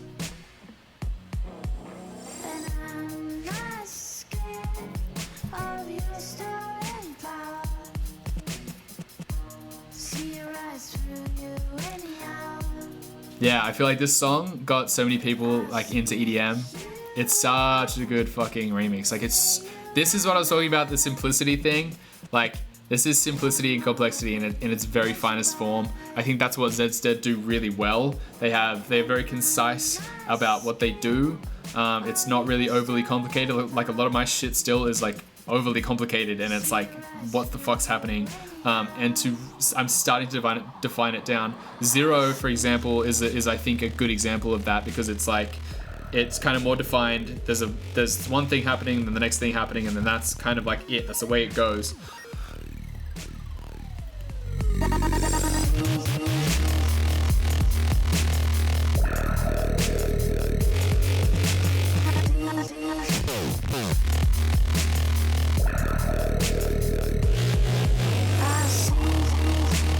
So good. So good. Yeah, you'll know this shit. How good's her voice butt? Blue Foundation. So dope. So yeah, that's more in Adventure Club almost came close. Yes, they did. I agree. They were like, those guys are the fucking bomb as well. They definitely got me into a bit of EDM back in the day. It's funny that they're just like homies, and now fucking, I don't know, they were the guys who had like some of the earliest stuff that I listened to. It's like fucking wild. The boys have so many slaps, it's crazy. So many fire artists under their label. Yeah, Deadbeats is definitely the shizniz. So that's Shadow. I wonder if I'm gonna try and get back into one of these projects for you guys, so I can sort of show you, hopefully, potentially. Oh, there's ATLA as well, so this is another track. I can try, this is a really heavy, like CPU heavy song. I wonder if this is gonna work. I don't think it will, but we're gonna see if we can kind of get there. This is a 150 track. This is like Bass Nectar inspired, like the kind of groove that it has.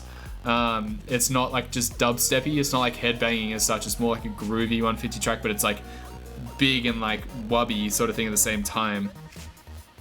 So let me try and get this up. Hey, the Augmented Order is in here. What's up, dude? Would I ever try stuff like Nashi again? It's still such a nostalgic song for me. I was actually thinking about that the other day. So anyone who doesn't know what Nashi is one of the first songs that I put out as Blanke as well, as part of this Curiosity EP. And it's a 128 song. It was really inspired by my electro days. There was a song in a Porter Robinson set that I really wanted to emulate and make my own version of, and I guess this was it.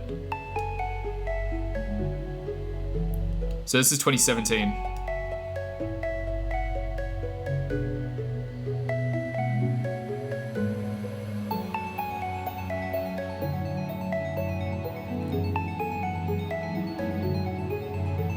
I used to love that melody. I miss Nero as well. Nero's old stuff like that is just incredible. I like their new stuff too though.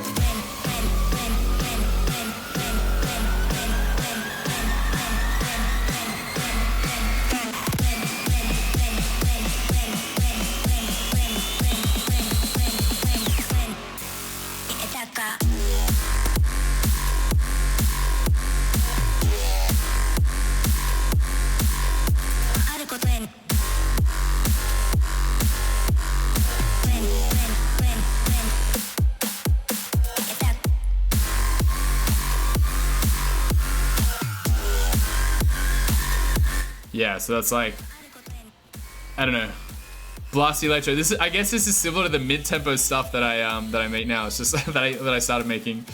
Bah. It's just 128 BPM instead of 100 BPM. Nashi always reminds me of the Wipeout game soundtrack. It fits so well. Yeah, for real. And then there's Curiosity as well, which is like 150. I don't know what the fuck this is.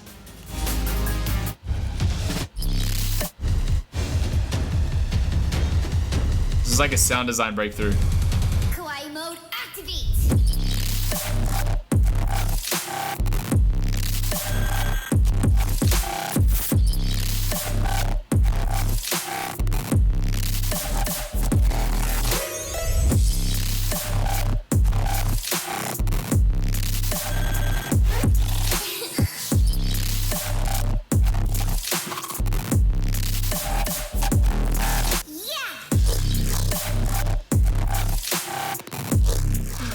Yeah, so I don't. This is back like when I made this. I was like, I can make ridiculous sounds. This is fucking crazy. I can't remember where I got the vocals from, to be honest. I think I ripped them from YouTube somewhere.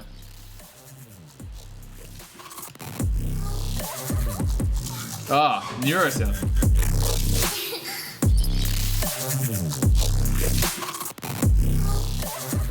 Yeah, that was a wild time. Can you show how I make sounds like that? Honestly, no, because this was in 2017, and I don't know how. I mean, like I was on Logic back then, so I can't go back into the project, unfortunately. But I can show you how to make shit like sounds like that. I think it's just like ridiculousness. The bass sounds absolutely busted. Yeah, it's fucking fully busted. Let me just toss a grenade into Serum. Legit though, that's pretty much what I. No, we didn't have Serum back then. I don't think. How long has Serum's been around for? I'm really not too sure anymore. But things have definitely kind of like changed since then. I wonder if this is. I'm terrified about this.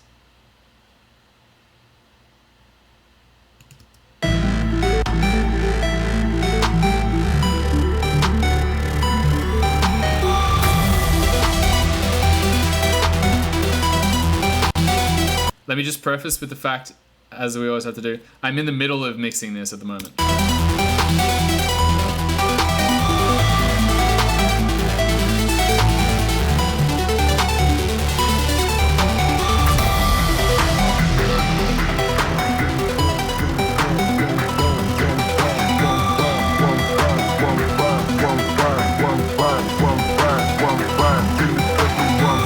Literally.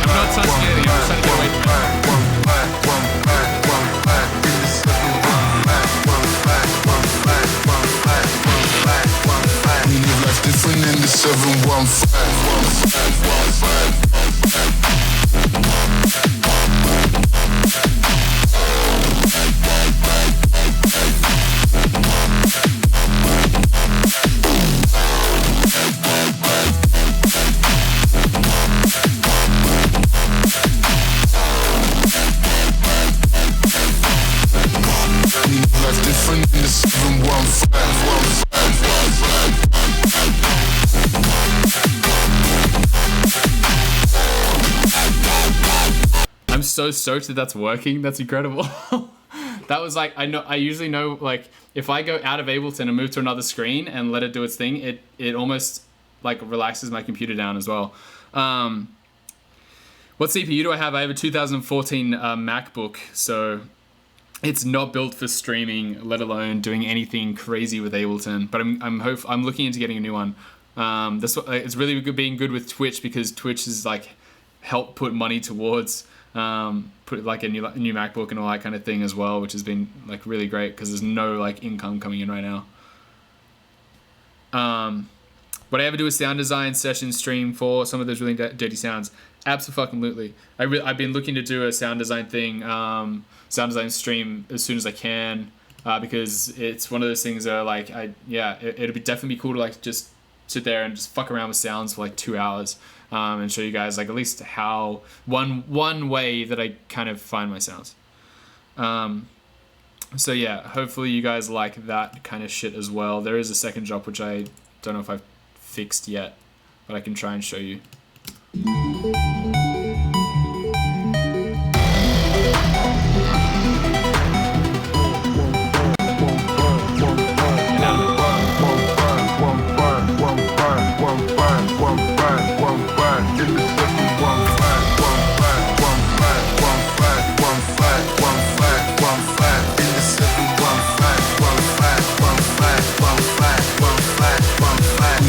Different in the 715.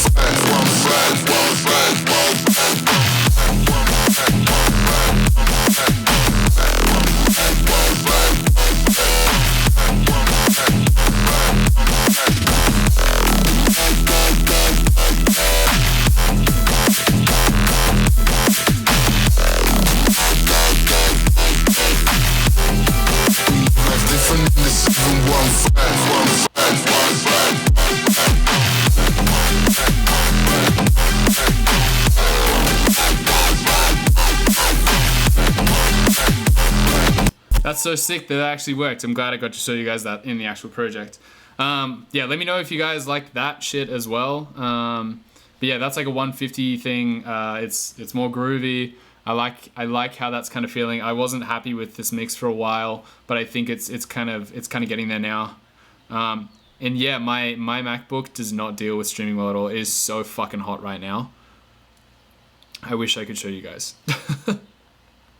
Yeah, I do 3 streams a night, 3 streams a week, a couple of demo nights, and then Thursday nights we do production night as well. So if anyone wants to jump in there and like watch me do that stuff, I'll be doing like the sound design stuff on the Thursday nights, project walkthroughs, and like starting new stuff from scratch, doing all that kind of thing. So yeah, I'm glad you guys like that too. So this will also be in there. So I wonder, this is all like frozen.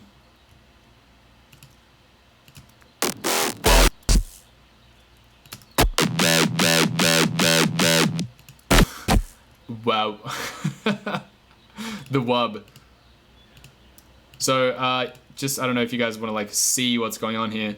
I just use like 1 kick usually. If I do use 2, it's because I'm stacking the low end with like with a top kick. But in this case, I've made a couple of my own kicks, and they're really like they just kind of work.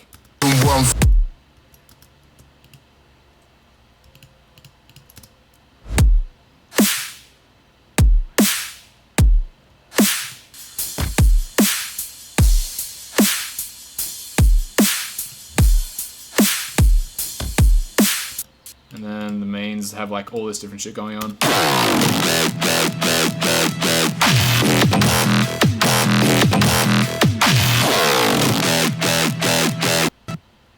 I wonder what temperature it's at. Probably something ridiculous. It's at 174 degrees Fahrenheit. 150 degrees Fahrenheit right now. So, I don't know. I think someone asked on my master track. Sometimes my span spectrum analyzer gets my MacBook fired up. The span shouldn't. It doesn't for me. The ones that do are the FabFilter Pro L. And also if I put on the T-Rack TR5 clipper, which is usually my clipper, but I found the sausage fattener actually does like a really good job of like clipping with being like really transparent. So I just kind of use the sausage fattener right now. that's like on my master. I don't know if anyone like was asking before, but basically what I do with my mixes and masters is that I have things like set out in a mix A, mix B type series. So I have mix A to take my kick and my snare, and mix B takes everything else apart from my cymbals, which go out through the master because I don't want them to be sidechained. So what's happening with mix B is it sounds like this, and this is sidechaining. The sidechaining is on the very end of the chain, and the reason why is because you don't want to be putting your sidechaining before any processing, because processing is going to bring up what you just made, what you just ducked out, because the duck out is going to be all your where your sidechaining comes in and it's where your cleanliness is going to come from, because the way you get a loud master is by having as little possible elements going on at the one time. So I just want my kick going on at the one time, and I just want my snare going on at the one time, because they can be as loud as possible up until the distortion point of your master, because nothing else is happening, and then everything else you can fit around it. So this is what my B sounds like.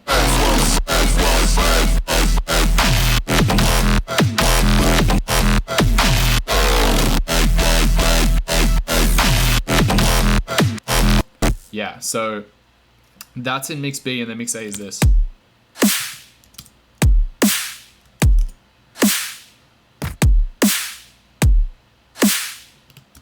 So what happens then is my masters consist of very little. It looks like a lot's going on, but very little is happening. So all I've really got is on mix A is fuck all. Sorry if you guys are having questions. I'm just gonna roll through this real quick. Yeah, my computer's gonna fucking melt. I'm fully aware of that. And this is why I need to get another one. This is why I need to get a real PC. What is that computer info? This is called Clean My Mac, and it's really, really, really, really, really handy. Clean My Mac. Go find that. My major motivator to go from Logic to Ableton was the fact that Logic moved up to Logic X, which is Logic 10, and because I was with Logic for like 4 years, and they had no incentive, they had no discount, they had no nothing for me to go from Logic 9 to Logic 10, and so I was like, why the fuck would I pay money? You guys aren't like... I would rather go to like Ableton. You're not trying to keep me with Logic at all. And I had wanted to check out Ableton for a while, so I just went ahead and did it. Also, I live in LA. Someone asked before. I live in LA. I don't live in Australia at the moment. I didn't study music production in Australia. No. Always process before sidechaining. Yes.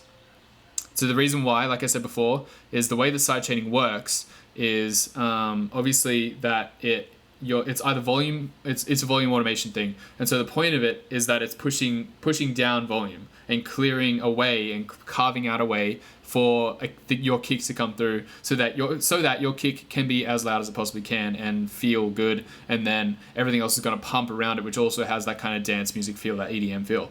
And so if you put that at the start of any processing and then start processing after it, the processing is going to bring up like things like saturation and limiting and compression. They are supposed to bring up quieter sounds. That is the job. And so when you push down something and then try to bring it back up, you're automatically making your sidechaining redundant. And so if you put your sidechaining at the very end, you end up getting a cleaner master. For me, this is what I'm doing. I don't fucking know if anyone else wants to do it a different way, but this is what I'm doing.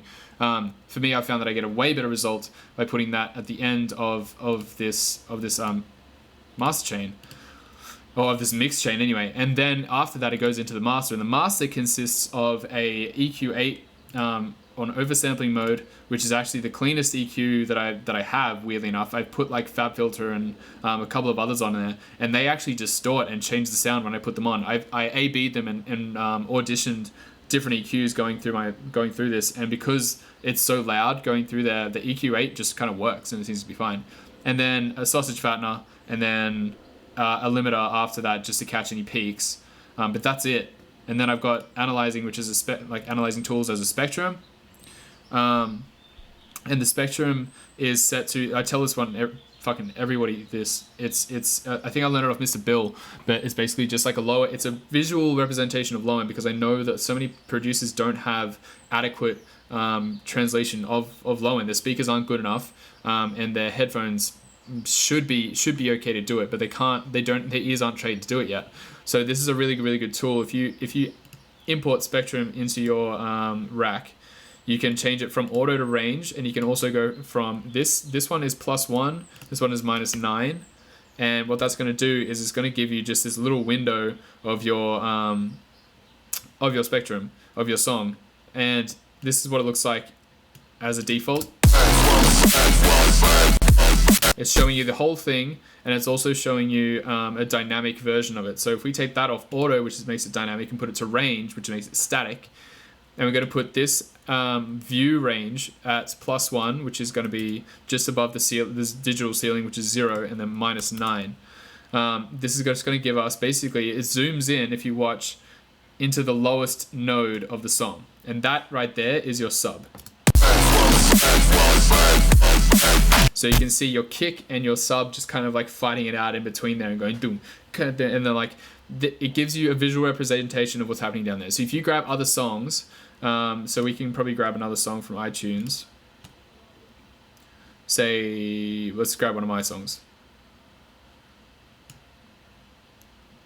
And pretend like it's, oh fuck, we'll grab somebody else's so I'm not just like doing my own.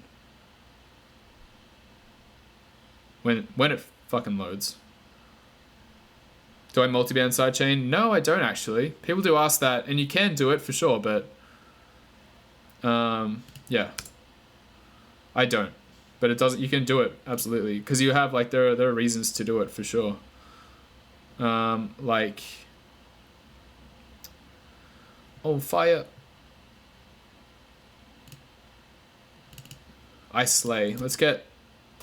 We could do that. It's a really good song. Hang on. Let's get a Space Laces song.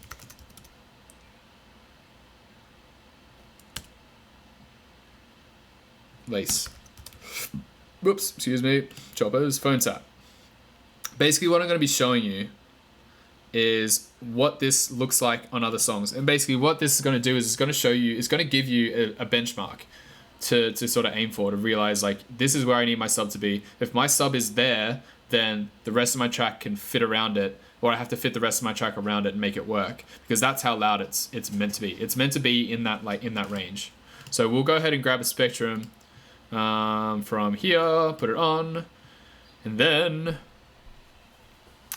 sorry if I'm losing anyone that doesn't produce. I'm this is just like super fucking important, I find. So we're gonna go ahead and turn this from auto to range, put it to range, and then +1, and then -9. And as you can see, we're gonna put this so it goes to the external out. And that way, external out means it's going to bypass the master. It's not going to get affected by it. When we reference things, it's fucking vitally important that you don't put your references through your master chain, because then it's not a true reference, because your master chain will be affecting the song that you're trying to reference your song to. So when you have a reference, make sure that you put it in a references folder and have like 3 or 4 of your different like favorite songs, and make sure that it's going to external. Like that's not because I just put that in a group, but this is going externally out. It's not. It's bypassing the master. It's not going through the master, so it's not getting affected by it. So here, for example, you'll have a look.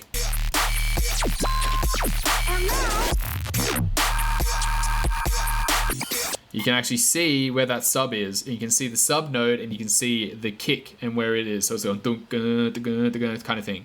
And so what this tells me is that this little peak here is at -2.229, as it's around that kind of area. So I know that I need my songs to be around that area as well. So that's like, if we look here, I'm like, what is that? Yeah, like a dB underneath that, which isn't too bad. Anything within, but like -6 to 0, anything in this range is kind of loud enough. If you're seeing it's ducking down here, that's usually for melodic tracks, because there's a lot more going on. There's like, so melodic tracks have everything kind of happening, and there's a lot of sounds, a lot of layering, whereas bass music can be saturated, and there's not as much stuff going on. So this is kind of a good generalization, good general idea of where like your low end should be. And then after that, oops, sorry. Let me have a look at your shit. My bad.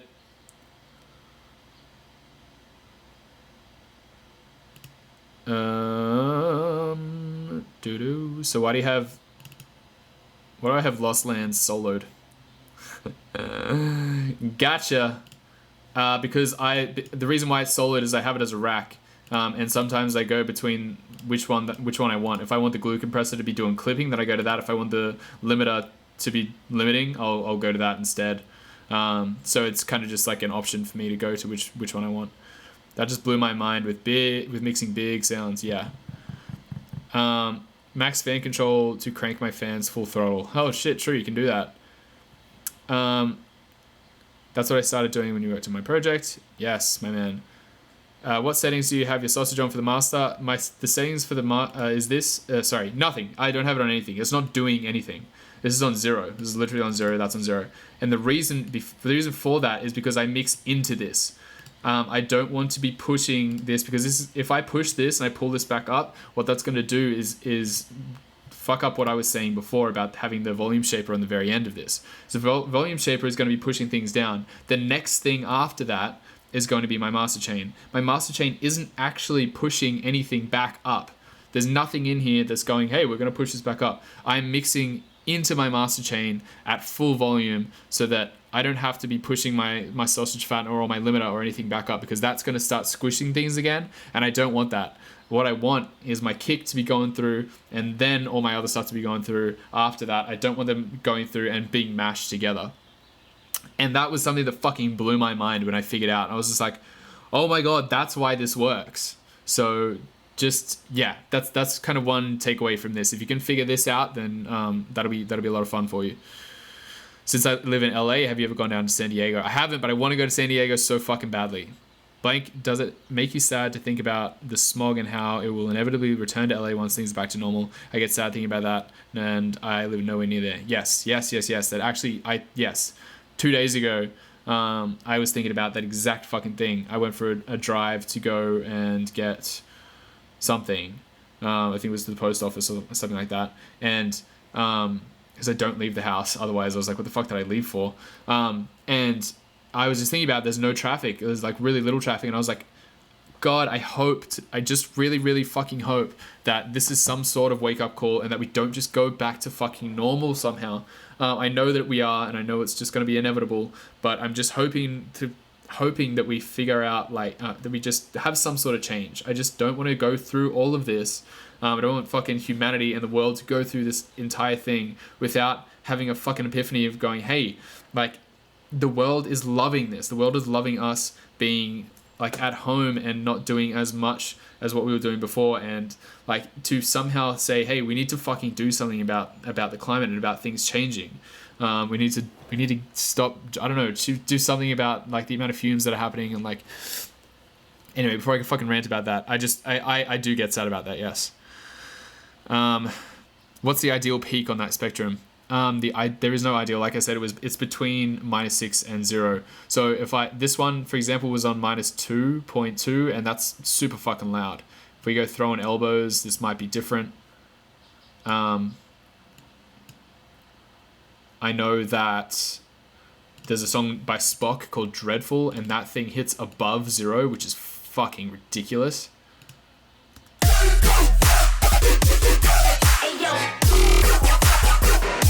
So that peak there is at -3.6. So that one's about the same as my track.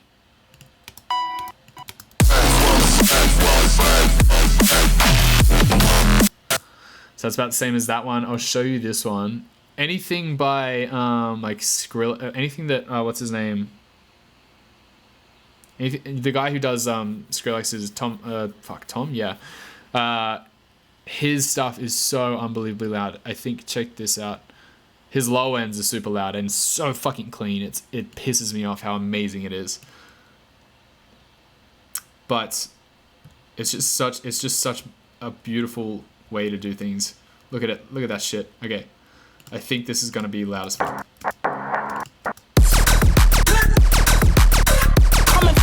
Yeah, so that's 1.86 for that kick, which is outstandingly loud. But it's so beautifully clean, I can't fucking deal with it. Like, I don't know if you guys have heard this. This is off the Joyride's new album. It's called I Slay.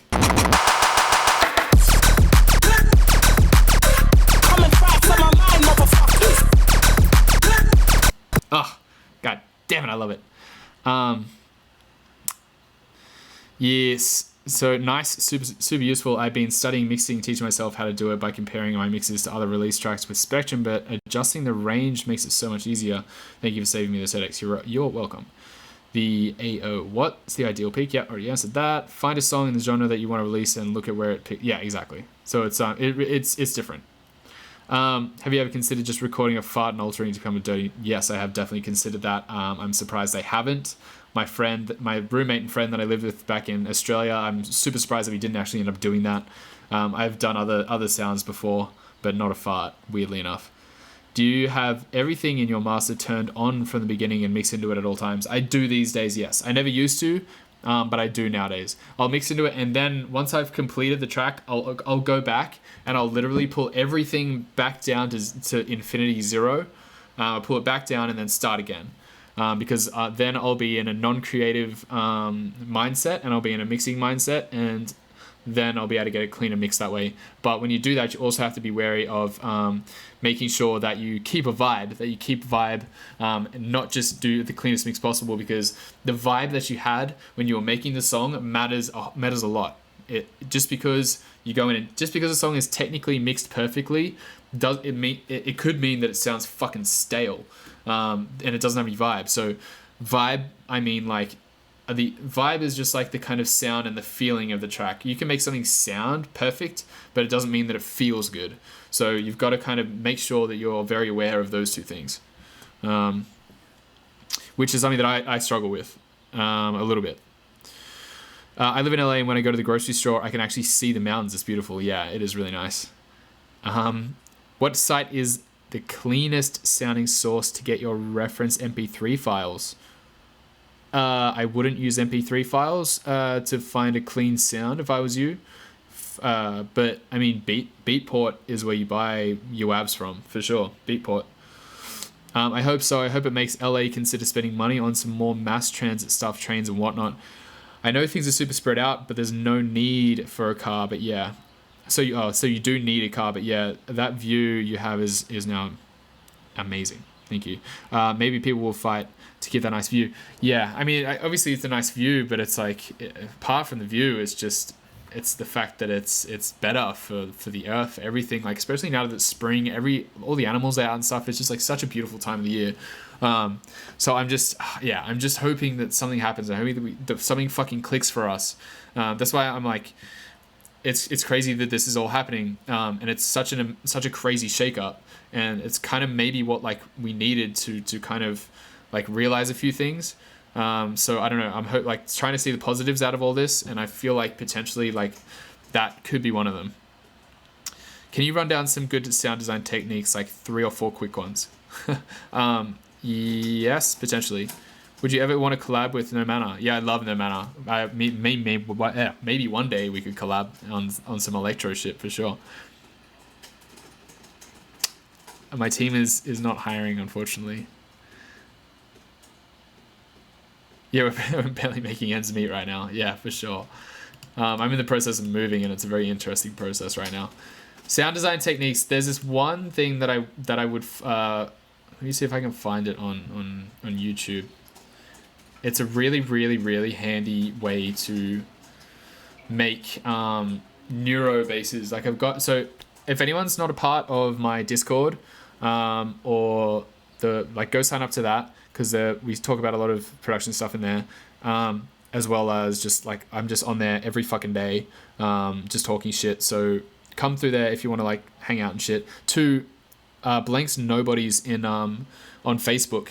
If you want to sign up to that, there's actually I have like a sheet, a PDF of like sheet of just something that I edit often-ish, of like resources that I've collected over the past 5, 6, 7 years of just like videos and stuff online that I found to be super, super useful, and I put them in there. So if you want to go and join that, there should be a PDF in there for useful production resources, and I put all this kind of shit in there, and there's like different things from mixing techniques to like podcasts to sound design videos. It's like all that kind of thing. So if we go to YouTube, there's this one that I found really, really useful. It's actually to do with neuro-based sound design, but it's a really good fundamental sound design.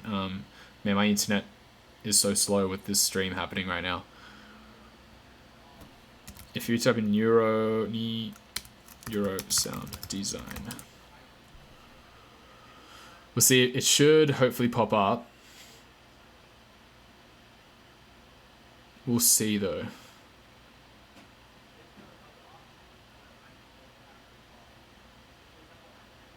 There's a very specific one. If not, I'll have to yeah, you jump into Blanks Nobody's on Facebook, and it'll be in there, because I've got the link for it, but I can't go into it now because I don't want to bore you guys too much by looking through my own files and having to dig through there for like 10 minutes. But it's a really it pretty much gives you this like perfect way to approach sound design, as in, like, it's just like a method, and it's just like something you just follow every single time. It's like, you know, you start off with like a sound, a clean sound, a sine wave, whatever. Then you go to your filtering, then go to your modulation, then go to your effects, then resample, and then sort of start over again. And it kind of gives you this technique and this way, this workflow for you to do sound design, and it puts it in a really, really simple form. Instead of being so daunting, this is like, I have to design sound now, like, where the fuck do I start? It kind of gives you like these breakdowns of it, and it's like really, really fucking useful. So the link isn't on Discord, but I will go and put it in there for you guys. But the good thing about the one in Facebook is that I can go in and edit it, and so can anyone else. I'm pretty sure it's open editing, but I want to keep it to like, yeah, me editing as much as I can, because it's a decent like resource. So I can go in there and actually add to it as I go. But I know I have this in my computer somewhere as well. But that would be really useful. I'd love to show you that. So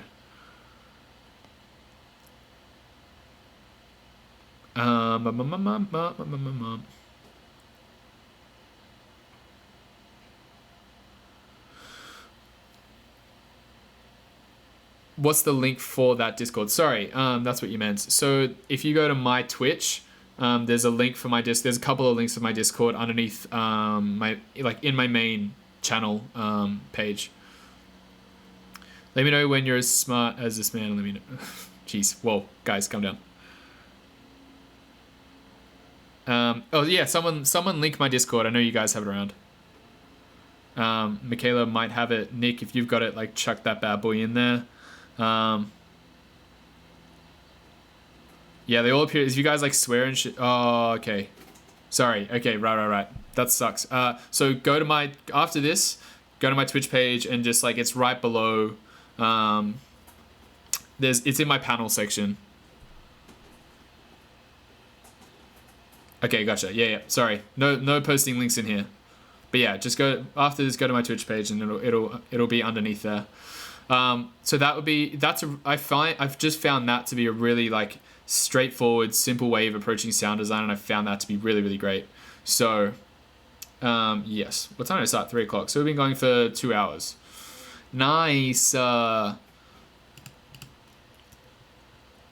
Let me see if I can open Zero again. I wonder if we can. I'm just going to get out of this real quick. This one's for the stream, so that's fine. We're going to save that super quick.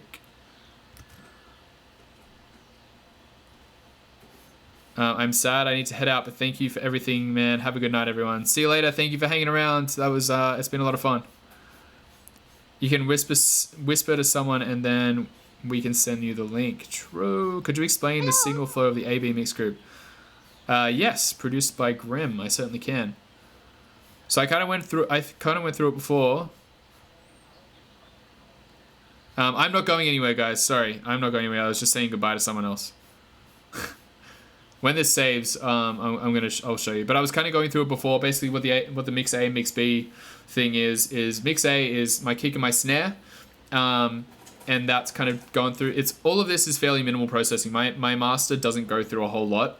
There is certain things about it that need to be the way that they are, but they're not complicated. It's just like things have to be in a certain order. And it kind of has helped. I did have to go through a lot of trial and error to make that work. So anyway, Mix A is kick and snare, and then mix B is literally everything else except for my cymbals and drums. They go to my master because I don't want them to be sidechained, because I like having the transients on those coming through with the kick and the snare. So basically what happens there is each get processed differently. Mix A has a EQ on it, and that's pretty much it, and then a utility. It's literally just a utility and EQ, just getting rid of like the low end at like 23, which is ridiculous, and then on the side, that's in the mid, on the side it gets rid of everything below like 100 hertz. And then mix B is which everything else goes through, has another EQ8 doing the same thing, a little bit of multiband compression. It's got the Ableton multiband compression thing going on, which is like super fucking great to use. It's at 50%. It's got a little bit of super high shelf boosting, which I actually don't want on that. I want it on the master chain, not on this chain, but that's okay. We'll turn that off. And then it's got a utility, which the gain is put back to, is macroed to the first macro back here. And the reason why it's macroed there is because I want to be able to control that before it goes into this saturator. Because if things are going too hot, I can just turn this down slightly back here, because usually I'll just look at it in this view and I don't have to expand it out. I can just make it less distorted, because everything's going to go into the saturator. The saturator is acting as like a clipper or a limiter. It's acting like a limiter, but it sounds way better because the soft clipper is on, and it clips things instead of like pumps things. And to me, that sounds, if you don't smash through it, it sounds really nice, and it levels everything out just slightly and starts to get rid of some peaks.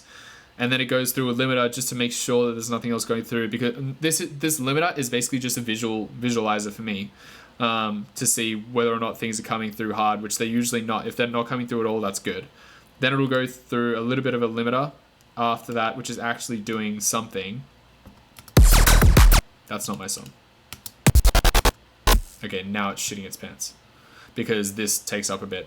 But basically, it's just pulling it up 2 dB because the saturator has a little bit lower. So it's just pulling it back up slightly, like really slightly, just it's barely doing anything. Then it goes through a sidechain, and then it goes through my master of which has another EQ, just getting rid of the low end. Probably doesn't need that many fucking EQs, but here we are. And then high shelf boosting. This master compressor does maybe 1 dB of reduction, maybe at like a ratio of 1 to 1.2, like, or 2, like really, really, really subtle. And then it goes through the sausage fattener, which is doing nothing. It's just grabbing peaks on the way through. It's acting as like as a clipper, and then that's it. That's the chain. So to run through it takes a bit, but realistically, there's not a whole lot going on. So I'm gonna get out of this real quick.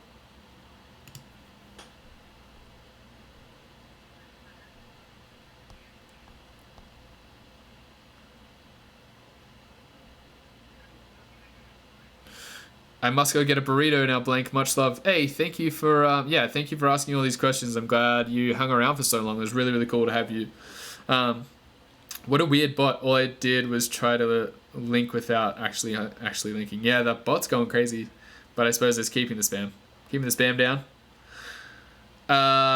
Would you post those racks somewhere? Wouldn't mind trying it out. I'm gonna keep those to me. I feel like I'm showing a lot here, and I hope you guys can sort of take away what you will from this. But I don't want to sort of physically actually give you these kinds of racks. There was a lot of trial and error, and I feel like this has a lot to do with like how I'm sounding at the moment. So you'll forgive me if I don't want to like publicly put these out. I feel like I'm giving enough away as it is for you guys to try out. So what's the is a nobody thing? So, oh shit, here we go.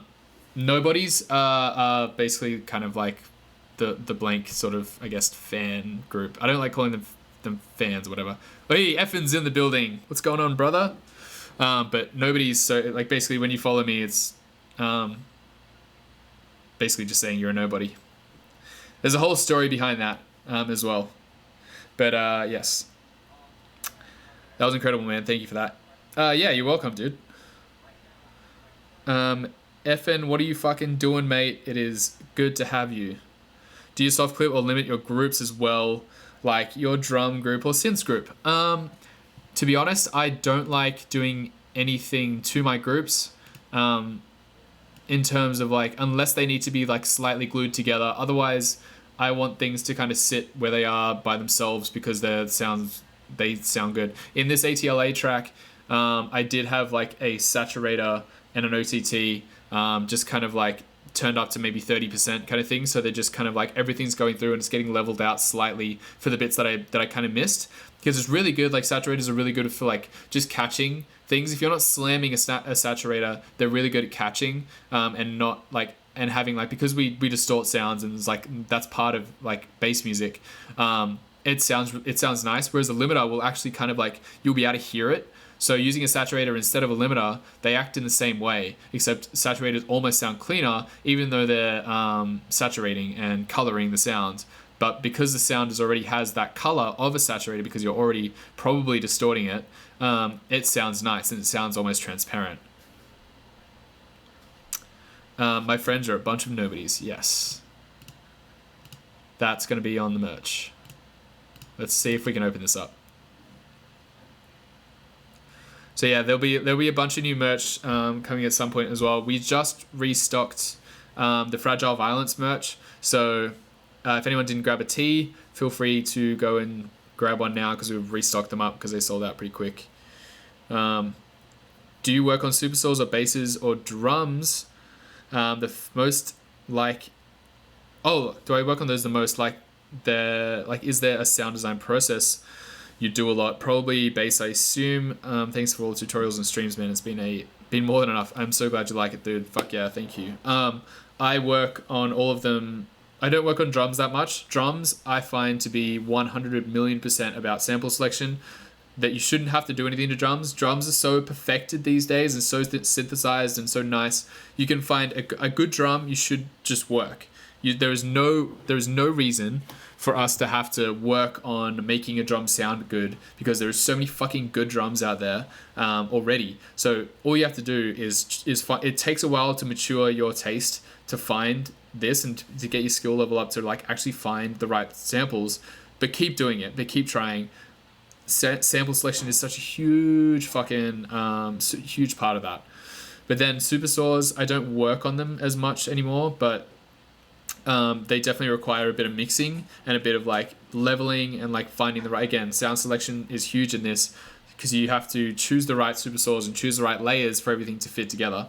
And then basses, I guess they're probably the thing that I work on the most. How did I get notifications from your personal Twitch channel in this too? Oh, because it's running from my OBS. So it's still got like some of the overlays and stuff happening through mine. Whoa, why is that black? That's crazy. So yeah, that'll be why. So proud of that line of merch coming out finally. Hell yeah. It's cool seeing how you utilize all the Ableton stock plugins and making them sound sick. Shows you don't need to spend a fortune on VSTs. It's really true. Like you really don't. You really don't need that much in terms of like.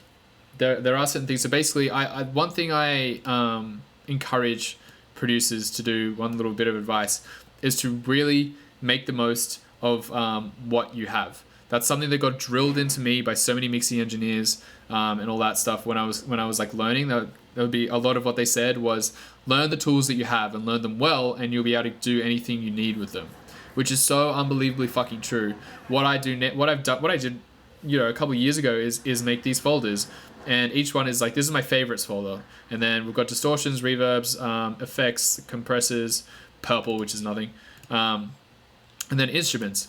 And so I went through, I spent a day just organizing all of my plugins. And then I was just like, what are my favorite plugins? What are the ones that I use the most? And so I went through and labeled them. And now I have this whole folder, and I add to this sometimes now as well, obviously. Like you can still add to things, but the racks and the VSTs and the plugins that you use the most, chuck into here, and then just have this folder as your like go-to folder. So that I'm always sitting in my favorites folder. This is just always where it is. And so everything that I need and everything that I use is always in here. And after 2 years of me using this, I know how to use all of the shit that's in here so fucking well because those are the tools that I use. I couldn't imagine this being any other way. So now I know all of these plugins back to front. So that to me is one of the most useful fucking tips that I've ever received. I make my own kicks and 808s. Yeah, cool. So do I. I have my own kicks and stuff too. So yeah, it does help when you have like stuff that you know works at your disposal. Also, just wanted to say that the Voice of the Machine is one of my favorite songs by you. So fucking good. Thank you, bro. I appreciate that. I went through that the other day on my Twitch actually, which was a lot of fun. Shout out Impossible Burger. Yeah, that's it.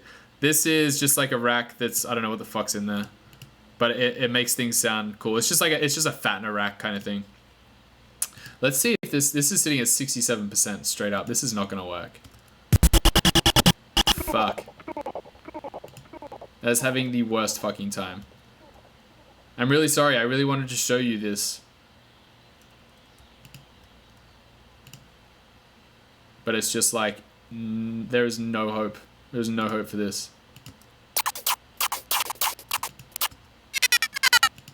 Oh man, that's fucking horrible.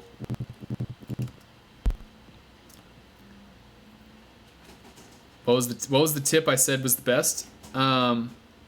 Organization. I'm pretty sure that's what I was talking about. So I went through and organized all my plugins one day. I put them all into like what, categories as to what they are. And then I made my own favorites folder. And I was like, hey, which ones do I use the most? And then I labeled them so that when I labeled them as my favorite, which is the red dot.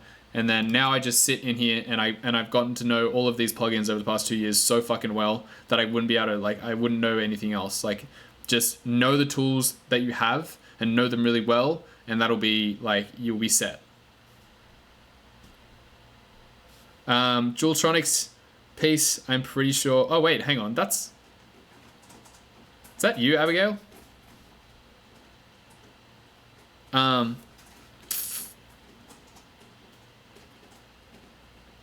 Need a bigger computer. I absolutely fucking do.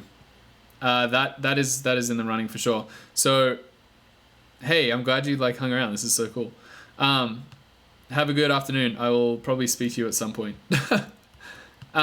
So yeah, my computer can handle fucking Ableton pretty well. But if I have to stream as well as do Ableton, it's like a full project of Ableton right now. It's like it just goes. Can't deal. Gonna make a salad and call my grandma. Sounds like a fucking great idea. Tell her I said hey. Time to implement new mixing strategies. Ciao. Your mixing's so fucking good though, dude. It was I was really surprised. So I do these demo nights on Sundays and Mondays on Twitch as well. And the Augmented Order are these guys from Australia, which I've never heard of before until they sent in a demo and we listened to it, and it was fucking incredible. Yeah, so it's fucking gnarly. So Graves, what's up, dude? How are you, Christian? Good to have you stop by, brother. We're just complaining about my computer and how fucking much it is struggling right now, and also going through some EP tracks. We've already gone through that. If there's a bunch of people that didn't hear my EP tracks, let me know and I can probably go through them again. But I mean, I'm gonna probably stop in about 15 minutes. If you guys are cool with that, unless you want to sort of keep going. I don't know what we can do. But I was kind of thinking because I can't really go through this. It's kind of a struggle for me to make this work. Shadow is probably the worst out of all of these because there's so many fucking tracks on Shadow. I can try Welcome again, but I think again it's not gonna work that well. Gotta head out. Peace out. All right. See you, G Lon. I'm sorry, I can't say your name, but thank you for hanging around. I'll hopefully catch you at another platform. Don't save. Maybe play one of them. You missed them. Oh no, it was hard to do streaming and production. CPU is fucked for that, bro. It's so difficult. The only way that I can do streaming and production at the same time is by starting something completely new. Doing anything like I've got my EP tracks here and I want to go through like some of the projects and they're all sitting at like fucking 50, 60% CPU usage as they are. So it's like once I start streaming, it's like it's got to be at least under 40% if I'm going to be able to hear anything while I'm streaming. Love to hear them. Couldn't get here sooner. Really enjoyed Zero. I think you should start a Patreon. Oh, okay, really? That'd be cool. I don't know how Patreon works exactly. I know that it's like it's a subscription thing. I wonder what I could do. What are some ideas that I could do through Patreon? Like what's some incentives? But let me. Oh, there's me. Everything's looking good. How you going? Fucking how you going? Should I go fucking full Aussie bogan for the rest of the Oh my god, I'm stuck. For the rest of the stream. Fucking hey. Where's me bloody iTunes, mate? Alright. So if y'all haven't checked out, no Australian would say y'all. I don't know why America has tainted me. Blanke, Deadbeats, EP track. Alright. We can go listen through, oh wait, we have to go open it through something else. I have to go into Ableton. Let me build you a PC. Maybe. I think I'm gonna do that. I think should I get a PC? Should I build a PC? Would that be like way better? Because I can have, because these days, right? I have Dropbox that's like synced. So I can have Dropbox on my laptop and Dropbox on my computer PC, which will be at home all the time. And I can just sync those two folders, which do have all my projects, all my samples, and I can put all my VSTs in there too, I guess. And then I can link those, and then they'll just be linked, right? Is that right, or am I fucking tripping? Because if that's the case, I want to get a fucking PC. Outside of bass music, what do I really love listening to? While this loads, I'll show you what I like listening to.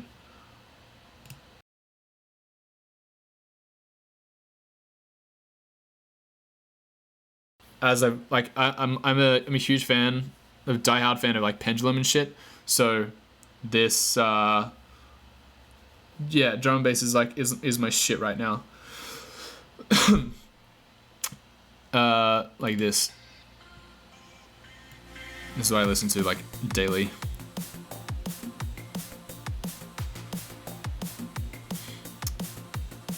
Access to unique racks, samples, and drums, etc. I could do a Patreon with that, and I could try and keep that updated. Yeah, that could be a cool idea.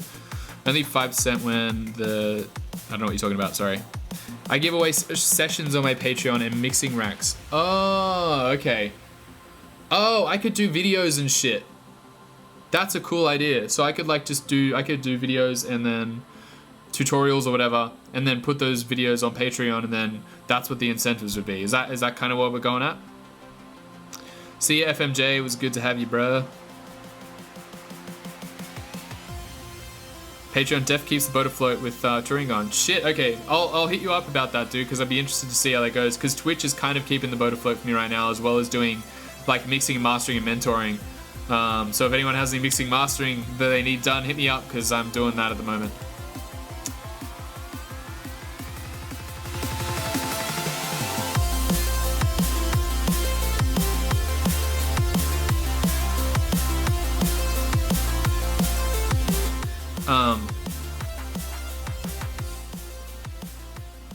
You know how many times Mayhar said this? I think it was spoken about it once. I switched all my stuff from Mac to PC, so much better for streaming in Ableton. Absolutely, yeah, it would be so much fucking better. This is like so dinosaur age for this kind of shit.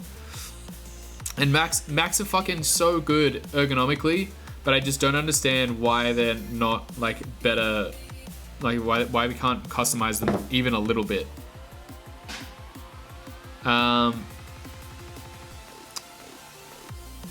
Yeah, Macs are easy to use. PCs for power users, yeah, exactly. I just splice stuff up to myself half the time. Patreon ideas, tutorials on the software that I use, live recording sessions, videos with special artists and guests. Okay, cool. Videos with special artists and guests would be hard and difficult to keep up, I think. Live recording sessions, As in like live Ableton sessions, like we just stuff around Ableton. Is that kind of what you mean? My throat. Sorry, I'm talking so much. I never get to talk this much. Setting up sound is a bit weird on PC though. Max is way simpler with drivers and stuff. Okay, but once you get it, I'm sure it's like it makes sense. Get a PC, have Windows installed on one SSD drive and an OS X on the second SSD. So I don't know how that work. I'm not computer savvy like fucking at all. What's your attitude for SoundCloud currently? Do you find comfort where the site sits, or is it not what it used to be? It's definitely not what it used to be, but I think that's a culture thing, in a sense. But I mean, like, they've definitely kind of pissed a lot of artists off, so it's like, I don't know. I wish it was kind of what it was, but I mean, it's still a really, really useful tool, so we can't really get... It'd suck if it wasn't around, let me put it that way. You could possibly sell videos and Skillshare too, this is true. What's your best email? It'll be... Hit me up on Discord, and then we can go from there.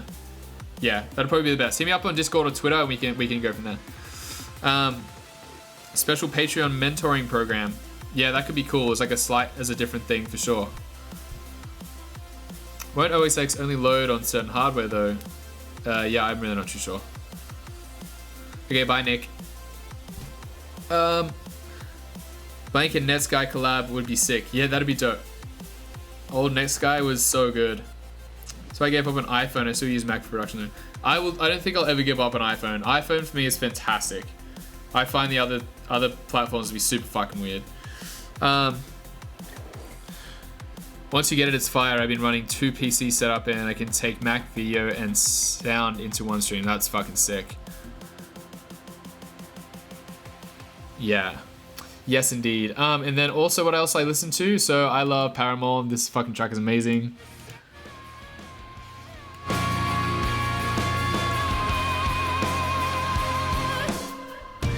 I listen to Tool a lot. Tool in a Perfect Circle. Tool's latest album is like on repeat for me still, and I think that will be for quite some time. Fear Inoculum, I don't know if you guys are into that kind of thing, but this is by far my favorite sort of album right now. Tame Impala's new album is something that I'm rinsing all the time at the moment. Purity Ring's new album I'm sort of getting through. I really like people like, what's it called? Sasha Sloan. She's fantastic. Like female singer-songwriters I'm like obsessed with at the moment. I don't know if you guys have heard of Aurora. Aurora's amazing. Midnight Kids are so good. San Holo, I listen to Bitbird and San Holo a lot, just because the music's like so good to chill out to. Like it's really, really, it's just fucking beautiful music. San Holo was a king. And then the drum and bass as well. But yeah, Tame Impala's new album is kind of like on them a lot at the moment. I was really getting into some bass nectary kind of stuff. Deja Vu, this playlist is really dope. So yeah, that's kind of what I'm at the moment. Ever heard of Dredge? Ooh, potentially. It sounds like a death metal band. Do I listen to Flume? Yeah, Flume's in his mixtape is fucking unreal. That's one of like yeah. There's some people that hate it. My manager's like, not a fan, and I'm like, fuck no. I think it's really cool. Wherever the fuck it is, there's a couple of Flume songs in here that were just there 2 seconds ago. This is another great song. York's a really, really cool artist from Australia. Today I'm kind of feeling like a ghost. Call my friends, but ain't nobody home. Tell myself I'm fine, but I don't really know. I'm just scared that I'll end up. Yeah, that kind of shit's cool. Yeah, big fan of that kind of sound. His mixtape was whack. See, you're one of those people that think it's fucking shit. I love it. I reckon it was so good. I don't know why, but I was such a fan of it.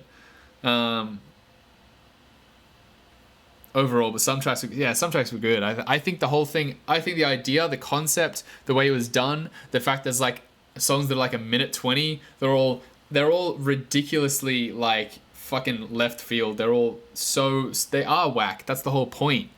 That's what I think of like you know, it was such a cool sort of creative expression that it's one of those things that's you just accept the weirdness of it, if that makes sense.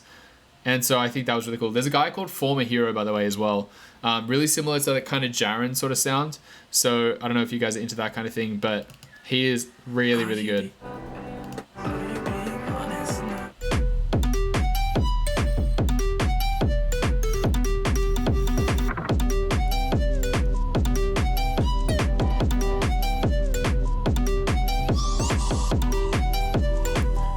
Former is he's very, very cool. I only found him like a couple of months ago, and I've been fucking obsessed since. All the guys from Ophelia are fantastic. My boys Trivecta and Jason Ross and stuff, I'm really into theirs as well. The Joyride album, that's the one that I fucking am so about right now. Also, I don't know if you guys are super into Drulu, if they're like really, they're obviously from Bitbird as well, but I've been into their stuff for so long, and they're just like, I don't know, they're just so good. There's just like the rhythm and the percussion and like the, you know, all that kind of stuff. It's yeah, I don't know, fantastic. I just fucking love their shit. Yeah, so that's right, I was playing some of the EP, wasn't I? If it freaking works.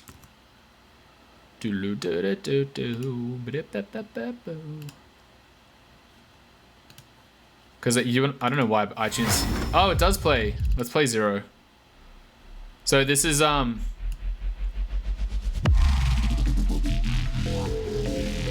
This is a couple of tracks from the EP. There's going to be a few more tracks to the EP, so...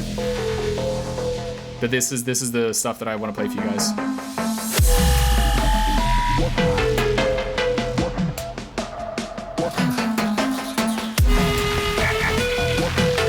Drulu doesn't know any music theory? Are you serious?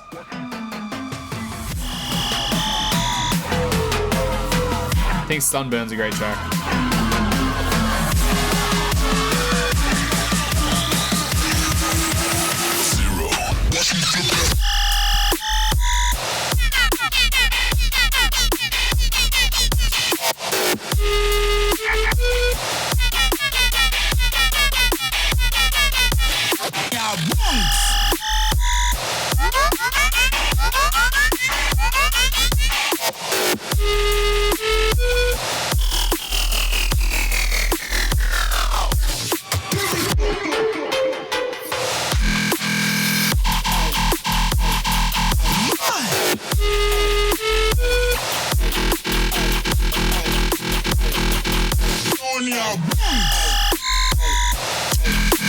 Love to do something with Enzo at some stage. We're talking about doing something. We're just both super busy right now. Oh, Backbone. Backbone's my favorite track by them for sure. Better grow a fucking backbone. Love it. That's with Neve, right? So sick. I think that's probably my favorite song of theirs.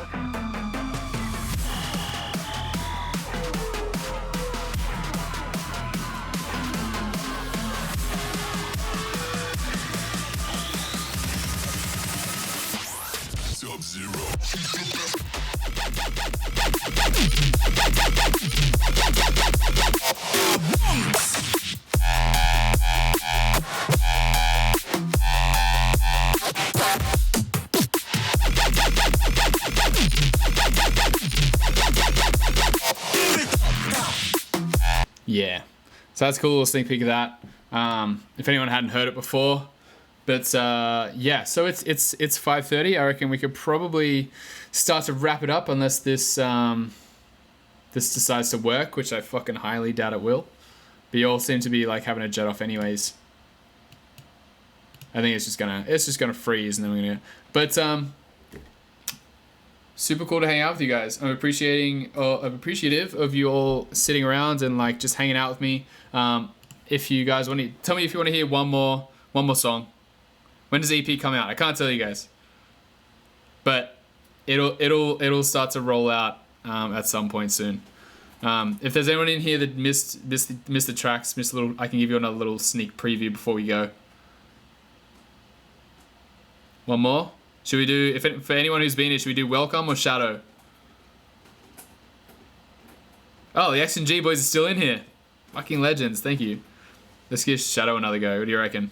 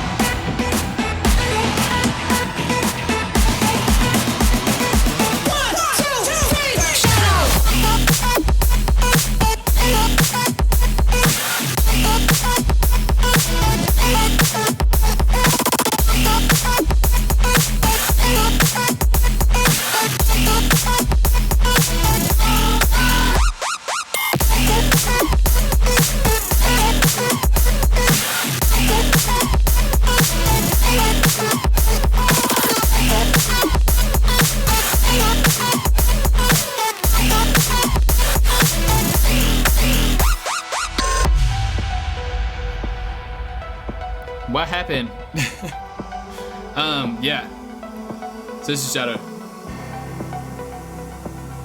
Thanks for sitting through AYS sound, my brother.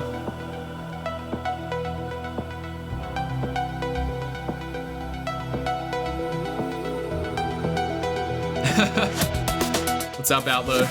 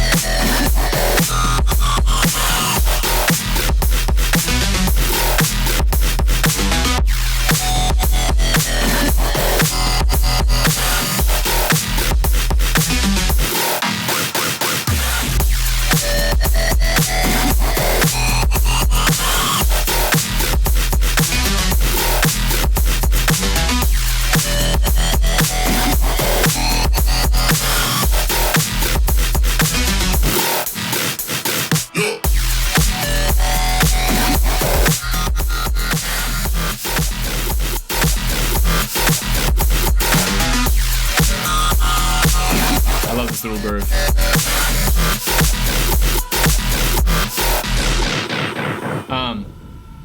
So that's Shadow, and that'll be like it says part of the EP at some point when it comes out. So the little numbers on the end, they're just it's just saying version 6 or version 13 or version whatever. That's just like my little mark for it, basically. So yeah, okay. I'm gonna close it off with that. I hope you guys liked the stream. Thank you guys so much for fucking hanging out. I do my own streams and stuff on my own Twitch. We do like production tutorials and like more of this kind of stuff. We'll do start tracks from scratch, and we'll do demo nights, and we'll also be doing DJing nights soon as well. But appreciate you guys sticking around. I really love sort of doing these kinds of things and like showing, you know, giving knowledge and whatever, because I know that's what I would have loved back when I was starting out. So hope you guys have a fucking awesome rest of the evening. Stay safe, stay quarantined, stay at home, and I will see you guys another time, kind of hopefully on another platform. But yeah, jump on the Discord if you want to like keep chatting at some stage. But I'll see you guys soon. Thanks for hanging out. Should we raid? Should we see who's around to be raided? Actually, no, I'm not logged into Deadbeats. I can't do that. Damn. All right. Maybe not. I'll see you guys in a bit.